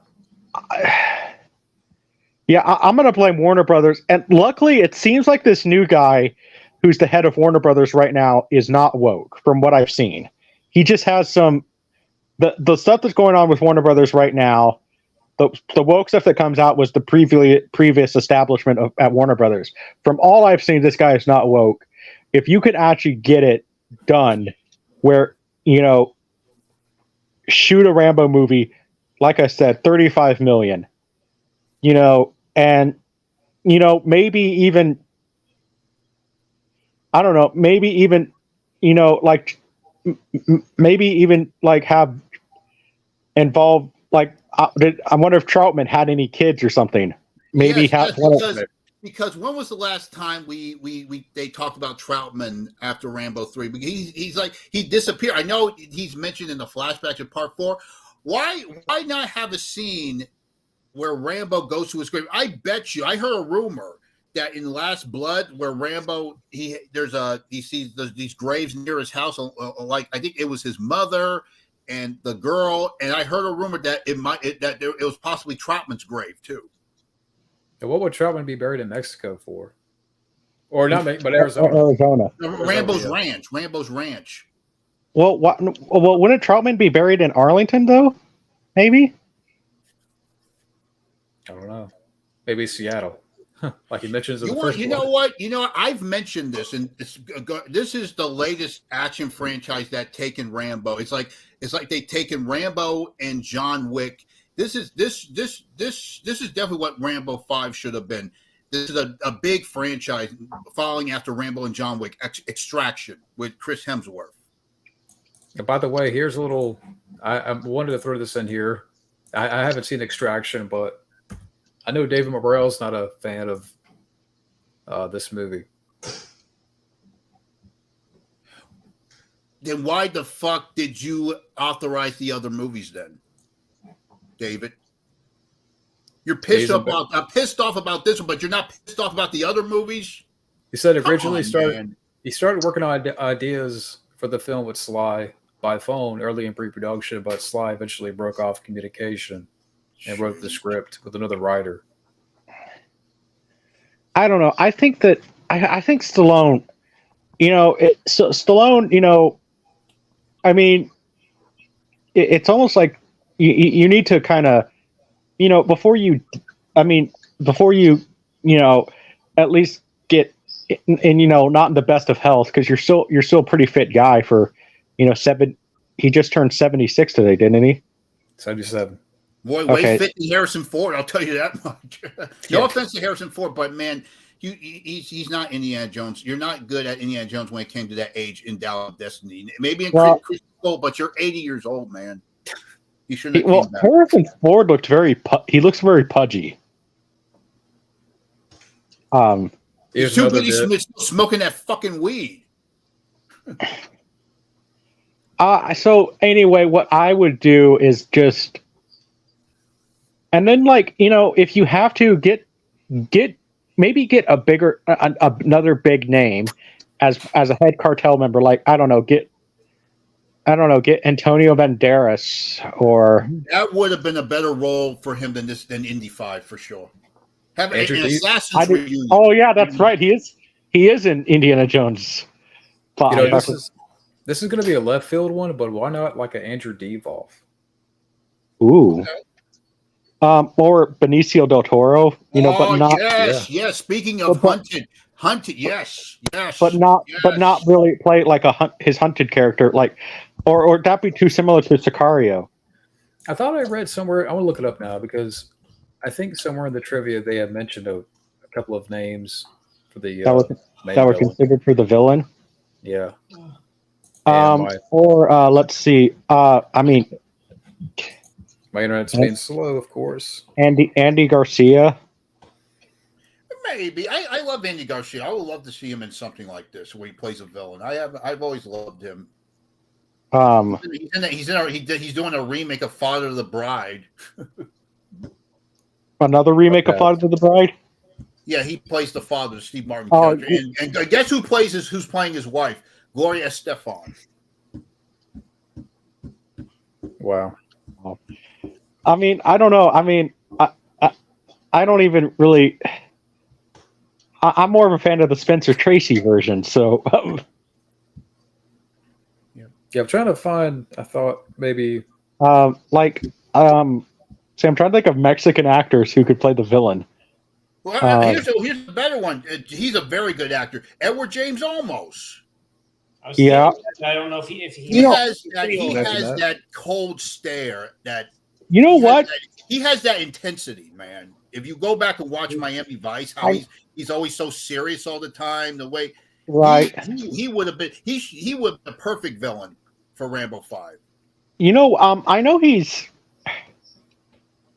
I'm going to throw in somebody. I know he's Cheech Marin. Yeah, I'm just kidding. If he wasn't old, maybe Robert Duvall. I like to see him get another shot at acting. I'm going to throw somebody in the hat, but I just don't know how he could be as a villain because we only know him for one role. But he's Italian. But he could play a Mexican. I mean, what about he technically played a Mexican villain in License to Kill, Robert Duvall? Yeah. I was going to say, what about Ralph Macchio? Imagine that? No. Yeah, he played. I heard he played a very corrupt cop in The Douche, but he's doing well with Cobra Kai. And it's like, no. Hey, check this out. This is straight out of Mortal Kombat here. That's almost like a Predator death in a way. Fatality. Yeah. Or Imagine that. let's see. Yeah, that man becomes a trophy. Oh my gosh! Yeah. I thought of somebody that could be interesting to play a villain for a Rambo movie. It would not be good like physicality wise, but I just like him a lot. Do you guys know who Joey Diaz is? Yeah. Okay. Oh wow. Well, see, that's what cartels are usually like. What was he in? He's a comedian. He's mainly a comedian. He kind of has this Ernest Borgnine look to him, but he's Mexican. He was in The Longest Yard. He was the fat guy in The Longest Yard remake with Adam Sandler. He's bring me a Diet Coke. Yeah, he's that guy actor. You've seen him in stuff before. But I mean, it would have been interesting for him. Or, I'll even throw somebody else. What's Billy Zane doing? Get Billy Zane. Yeah. he What would is be he good. doing? Yeah, he's on Cameo. I mean, he played a great villain in Dead Calm. You know, he played the Phantom. Yeah. You know, he Yeah, can pull it off. Mhm. He should have been Lex Luthor instead of Kevin Spacey. Well, anybody should have been Lex Luthor than that guy. Oh God. But Which- you guys, well, I mean, and I know we're talking about a lot of you. I was going to ready to ask, like, what are your thoughts on, I guess, the future? I just hope that Sylvester Stallone can kind of, maybe see that maybe before he gets too old, which we could argue if he's too old now, but I think Sylvester Stallone, if you can just sit there and say, you know what, I'm going to do like what we talked about, a part 2 to part 5, sort of a continuation where Rambo actually does go after the cartels. And I'm going to direct it, but I'm going to shoot it cheap. Enough where the studios, where it wouldn't be a risk for the studios, where they know they could at least make enough money to make a profit. So you shoot it dirt cheap, and you actually go for it with the cartels, and like I said, and actually go for the actual corruption that is going on right now, and make Rambo the actual hero that he was meant to be. And then if you have to do the continuation story, maybe he meets up with one of a grandson or something of Troutman or something. You know what? You know who I think he should meet? A character that I don't think he really was an asshole. He was just a guy doing his job for redemption. Since he's now big with Cobra Kai, bring Martin Cove back as Erickson. And why not? I was getting ready to ask, like, do you think the end result, you think Stallone is completely 100% satisfied with how this ended? I don't think so. I don't know. I think that I have a feeling that he isn't even finished with Rambo, because, like I said, that last scene where I don't think he's finished. I don't think he. Like I said, I think that's the way to do Rambo 6. Do something along the lines like Star Trek 6: The Undiscovered Country. Have it go out on a good note and right off into the sunset. You know what? I want to going back to what Rambo 5 should have been. If you watch the Extraction films, that shows you how he should have done Rambo 5 or the other Rambo movies in the future. I had even 2 other ideas for Rambo 5, where he goes back to Hope, and David Caruso's character finds him at his ranch, and he takes him back to Hope. And you could have done this where with Brian Dennehy was alive, or something like David Caruso is the sheriff, and Brian Dennehy's character, he's now dead. And they find out about this invasion that's going on, about these domestic terrorists trying to take over the town, like a Red Dawn situation. And they temporarily make Rambo the sheriff, and he helps, and he creates this army of the National Guard against this domestic terrorist group. or even another version. I thought to make a very good would have been another movie that would have been a great Rambo movie, and was Olympus Has Fallen. If that idea you just a lot of laid people out, said that should have been what Die Hard 5 should have been, but you know what? It fits with Rambo because I know a lot of people say, "Come on," but if you look at here's how I thought, because I even did an AI story. I even generated an AI story where how you can remove Gerard Butler's character and put in Rambo. It's like the story was that Rambo, he's in his ranch, and then he gets a letter from I think from the government that you've been chosen as a participant in this parade for Veterans Day to walk with these veterans. And of course he's hesitant because that's in his past. You know, he's finally past that, but he feels like he owed it to his fellow fallen brothers to go, and so he decides to go. And the minute he's about to walk in with into the parade with the other veterans, that's when this invasion happens. Because in the movie Olympus Has Fallen, it was Korea, it was the Koreans, but you can make this the Chinese. And then Rambo, all this craziness happens, and then he finds a way to get to sneak into the White House, and he takes them out one by one. I like that idea, and you know, it kind of fits because, I mean, for my grandpa fought in Vietnam. And you know, for years he did not talk about Vietnam at all. My grandpa was a gunner in the Navy for Vietnam, and he's gotten a lot more open about some of the stories that he's had to do in his older age. Because you know, my grandpa's 80 years old right now, and he's gotten a lot more open. And so I think that does kind of fit, because that's one thing I've noticed a lot. Have you guys noticed that a lot of Vietnam veterans are now willing to talk about Vietnam? I haven't noticed. I mean, I don't know a lot of people that were in Vietnam. I have a feeling that they were, because they're slowly coming to terms of what happened after so many years. Well, by the way, Jack likes your idea, Wildman. Thank you very much, Jack. I appreciate that. Yeah, it would have been better if Predator was. So I do like your idea, because my grandpa wanted. I remember a time when he wanted nothing to do with Vietnam. He didn't want to talk about it. You know, he even, you know, said how he didn't throw them away, but he hid away his dog tags. You know, he wanted nothing to do with it. But now he wears a Vietnam veteran hat. He's willing to talk about Vietnam more. And I'm not going to say the stuff live, because that's just private between my grandpa and I. I'll tell you guys privately, but the stuff he had to go through, you know, I mean, I can't even imagine going through that. And, you know, he was like 23 years old, and, you know, I never served or anything. I mean, I dated a girl that served, but that's about it. And she went through a lot, but I mean, so the stuff that he went through is just amazing. And think about it, guys. He was a gunner in the Navy in Vietnam, and the stuff he had to go through. I mean, so if you can imagine. So so he doesn't really participate. He says he's just not quite ready to participate in parades yet. He says he doesn't even know if he will, but he's proud to wear his Vietnam veteran hat. That's good. Cool. That's good. I was going to say too, with this comment, at least Edward James Olmos is the same age as Sly. Like, you could, I don't know, maybe you could have pulled off a fight.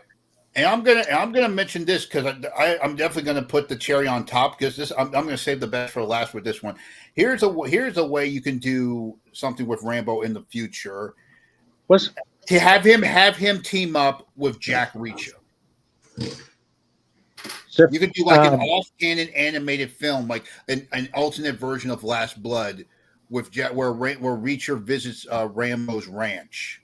Who has and they team up to find this girl who may have been Gabrielle, but Rambo doesn't know her, and they team up to find this girl, and that leads them to fighting the cartels, like a continuation of the cartel story. But you have Rambo and Reacher together because they're kind of similar in a way, because they're both loners, you know. No. Have any of you guys read the Reacher novels or seen the series on Amazon? I got Yes, first 3 books. What do you guys think of the series? I love the books. You know, and I mean, I can appreciate the ones with Tom Cruise, and I like the new. I like the series. first 2, but Tom Cruise, he did what he had to do, but still, Alan Richardson is Jack Reacher. Yeah. And by the way, Alan Ritchson, that guy, aside from Jack Reacher, he should play Duke Nukem in a movie. I could see that. Yeah. But what my only thing is, though, like with the Reacher thing, it's like, okay, first of all, you have the rights issue because I think who owns who.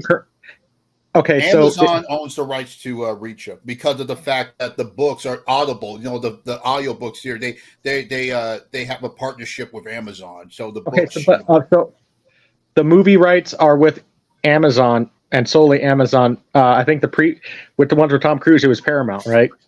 I remember that the Paramount had the rights to Rambo with the DVDs. I remember. But now I think it's Warner Brothers because Lionsgate. I would say maybe in animated form, but I don't know. I mean, I would say this, like, I don't know. I don't think Rambo has a future after this one. Maybe just have it where he goes into Mexico, but he kind of goes very deep, deep undercover. But then maybe in Mexico, somehow, with movie logic, he meets up with like one of Trautmann's relatives, or Martin Cove's character. Yeah, or somebody like that, and then have that. But I seem to recall this? Wasn't there a script where Mickey Rourke was going to play the villain? Yeah, in Rambo 5? That was the name I was thinking about. I could not find it. Yeah, but he ended up in Expendables. I'm surprised you guys haven't mentioned Expendables because Rambo led the way to, especially that scene in part 2 where he says, "I'm expendable." No, this is for Rambo 5. No, he was considered for the main villain. Yeah. I remember now. Oh, hey, John, I know who could play Trautmann's granddaughter, and then I know I would appreciate it, but all you guys would not. Oh, don't say Megan Fox. That's exactly what I was going to say. Please don't. He should have said Sydney Sweeney. I was going to say she's a good actress. She's a good actress. She's known as a sex symbol, but she's a very good actress, man. She really is. I like Megan Fox. It's funny because her and Sydney Sweeney did a movie where they played vampires together. Yeah. Little you know what? Hey, guess what? Think about it this way. Okay, despite how weird Megan Fox is now and all that other stuff, at least her rival is not looking too good right now. Amber Heard. Yeah. Did you guys knew that they had a big rivalry back in the early? Oh yeah, I noticed that. Yeah, because like I said, I used to have a thing for her. I think I don't anymore. Sydney Sweeney is 10 times better than the both of them. She looks like she has her head on straight. Megan, apparently, I heard a rumor. I don't know how true it is, but apparently, one time Megan Fox and Amber Heard even got into a fist fight with each other for a role. I wouldn't be surprised. What, throwing crap at each other? I don't think Megan has to do that. She could probably just touch Amber Heard. By the way, here's a question for us. Jack is asking about the original script. That would have been an interesting way to go about that. Yeah, but no, Mickey Rourke though. I mean, seriously, what is he doing right now? Just a bunch of crappy straight to DVD movies? Or talking shit about Tom Cruise, sadly. And melting. I'll definitely that's right. He did say "Walking into the Sunset" because that is a classic cowboy western ending. That the hero, his destiny, his journey isn't finished. That he has to go. Did you guys hear about what happened to John Woo? What happened? Well, he's making. I want to stress before I say he's making a miraculous recovery. He can actually talk now, but he had a stroke and is now in a wheelchair. Oh wow! No. Damn. But he's making a miraculous recovery. He just did an interview a few months ago. He can actually talk, now making a miraculous recovery for a lot of people that had a stroke in his situation. Is he walking? That's good. Is he walking? He probably won't be able to walk, but he says I want to direct again. Well, that's good. Good for him. Good for him. Because I remember Christopher Reeve used to do that. He directed a movie while he was paralyzed. So hopefully it'll do the same. I love John Woo. I love that. But guy. you guys want to wrap this up on Rambo 5 and kind of Yeah. don't get too far? I'm not going to say, if I'm being honest, it is my least favorite of the Rambo movies if we're ranking them, but I don't like if I ranted. I don't do movie reviews on my channel anymore, but if I did review it, I would say this is not really a rant, but it's going to sound like I'm ranting. It's more just a bunch of nitpicks, but it's more, I appreciate what Stallone was trying to do because of how, so it would just be nitpicking it, but it's just like, I just blame the studio because the studio didn't have the guts to go for it and actually, say, hey, yes, these people were not. Listen, I'm not. Even if Stallone had to compromise with the studio and say, no, I want to do it this way. Even if they had a warning label or something on it. Warning: we are not saying that all Mexicans are evil in this movie. This is just the characters. Even if they had to have that for the woke-tards, fine. You know what I mean? It's like, okay, I'm not going to nitpick I'm not going to nitpick anything nowadays for having a warning label. Because it seems like you kind of have to now in some ways. So I appreciate it. I appreciate this movie more than a lot of a lot of movies that come out now. Because how many other movie stars right now would actually have the guts to go after the cartels? The only thing I can appreciate is that they didn't kill off Rambo. Absolutely. That's the only thing I could say, really, because nowadays, we see that a lot. And hey, I will admit the last 5-10 minutes was pretty intense and pretty graphic. That saved the movie because like I said, like what Junebug was saying, I understand what we're trying to do. Stallone is trying to set Rambo up for more adventures. That's why you see him the way he is in the beginning, like with Clint Eastwood in Unforgiven. He's given all that up, and then he's forced back in, and then something happens, and he has no choice but to go on this path forever because that's his destiny, so to speak. But I don't know how much of a future Rambo has. Especially now when he's 77. He just turned 77. If Harrison Ford can still film The Dial of Destiny at 78 or so, 80. Well, he's 80 right now, but he filmed this back in 2021, so he was still under 80 years old at the time.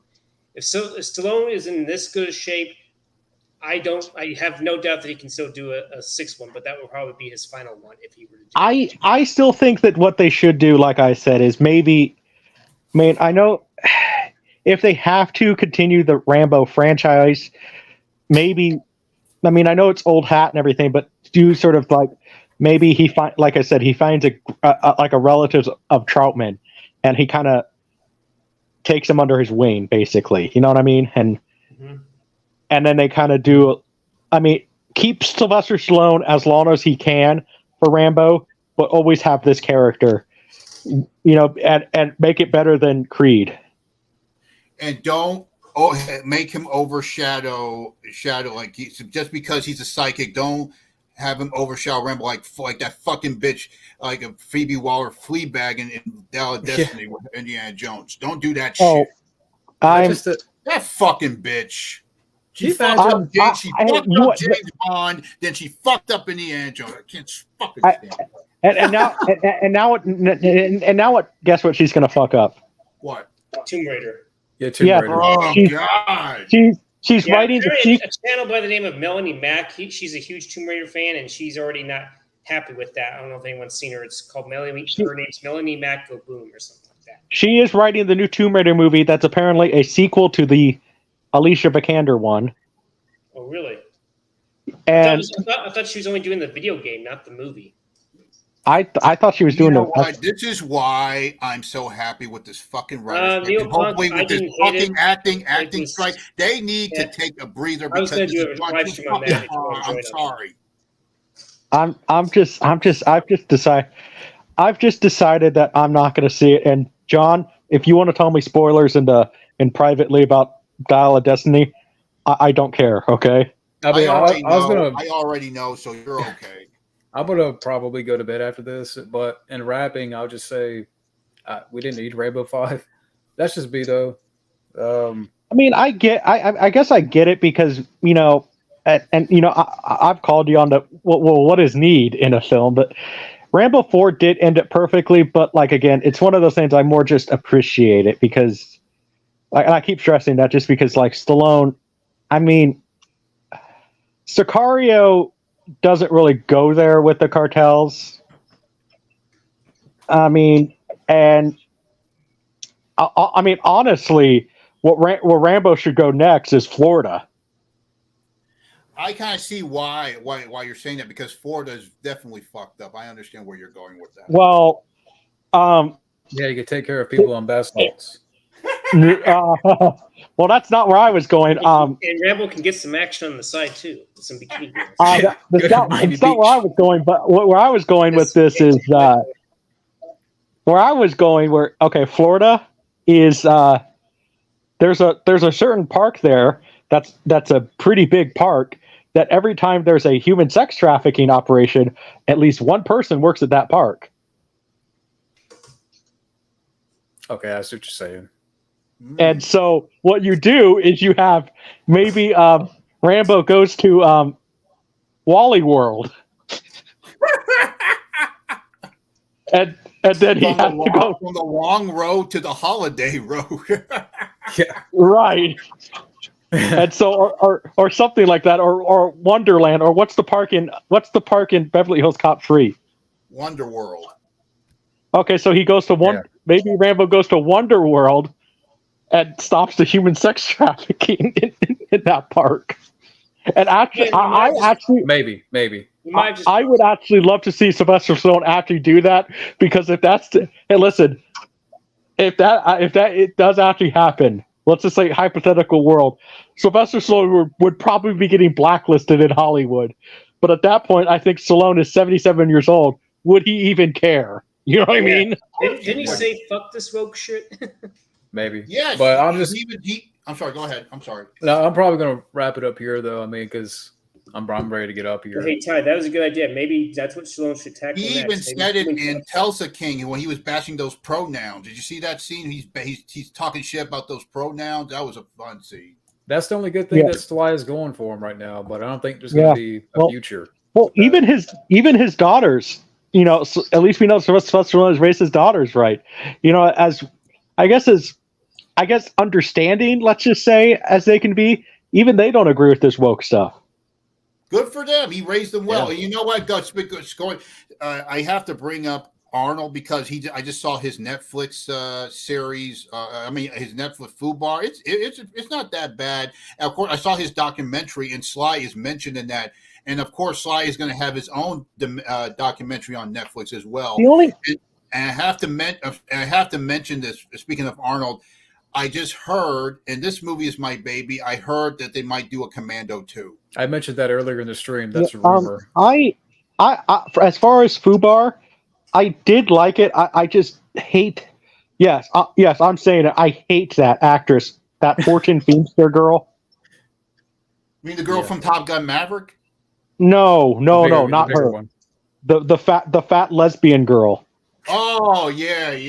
I hate that actress. I mean, let's put it this way: as much I hate her as much as Wildman hates Daniel Craig. Probably even 10 times more though, because for me. What's okay? That's a hate that's out of this world. Let's put it this way. If I could even grab a hold of her, I would go put it. You know, because she's gay and everything, and I don't like her because she's a comedian too. I think. Well, she's not a comedian stretching it. I would put her on your anus and then blow up your anus because that's how much I don't like her. Because she is. One of the things I used to watch when I was in my early 20s. I used to watch that show Chelsea Lately before Chelsea Handler went really woke. She was funny. She was funny, and she was on that show, and then even Chelsea would just dog on her all the time, and then I actually hear what a bitch Chelsea is, and it was just like, wow. I mean, did she used to date 50 Cent? She dated 50. She dated 50 Cent and said something like she was making. I mean, listen. I mean, I get it. It's comedy, but like she was making fun of his disability, how he talks. And even though he was shot like 9 times, and then proceeded to say how for a black guy he has a very tiny. He's very tiny. Oh man! Wow. And you know what's funny? Funny? Speaking of all this Rambo talk with 50 Cent, he's fucking in Expendables 4. How about that? And fucking Megan Fox is in it too.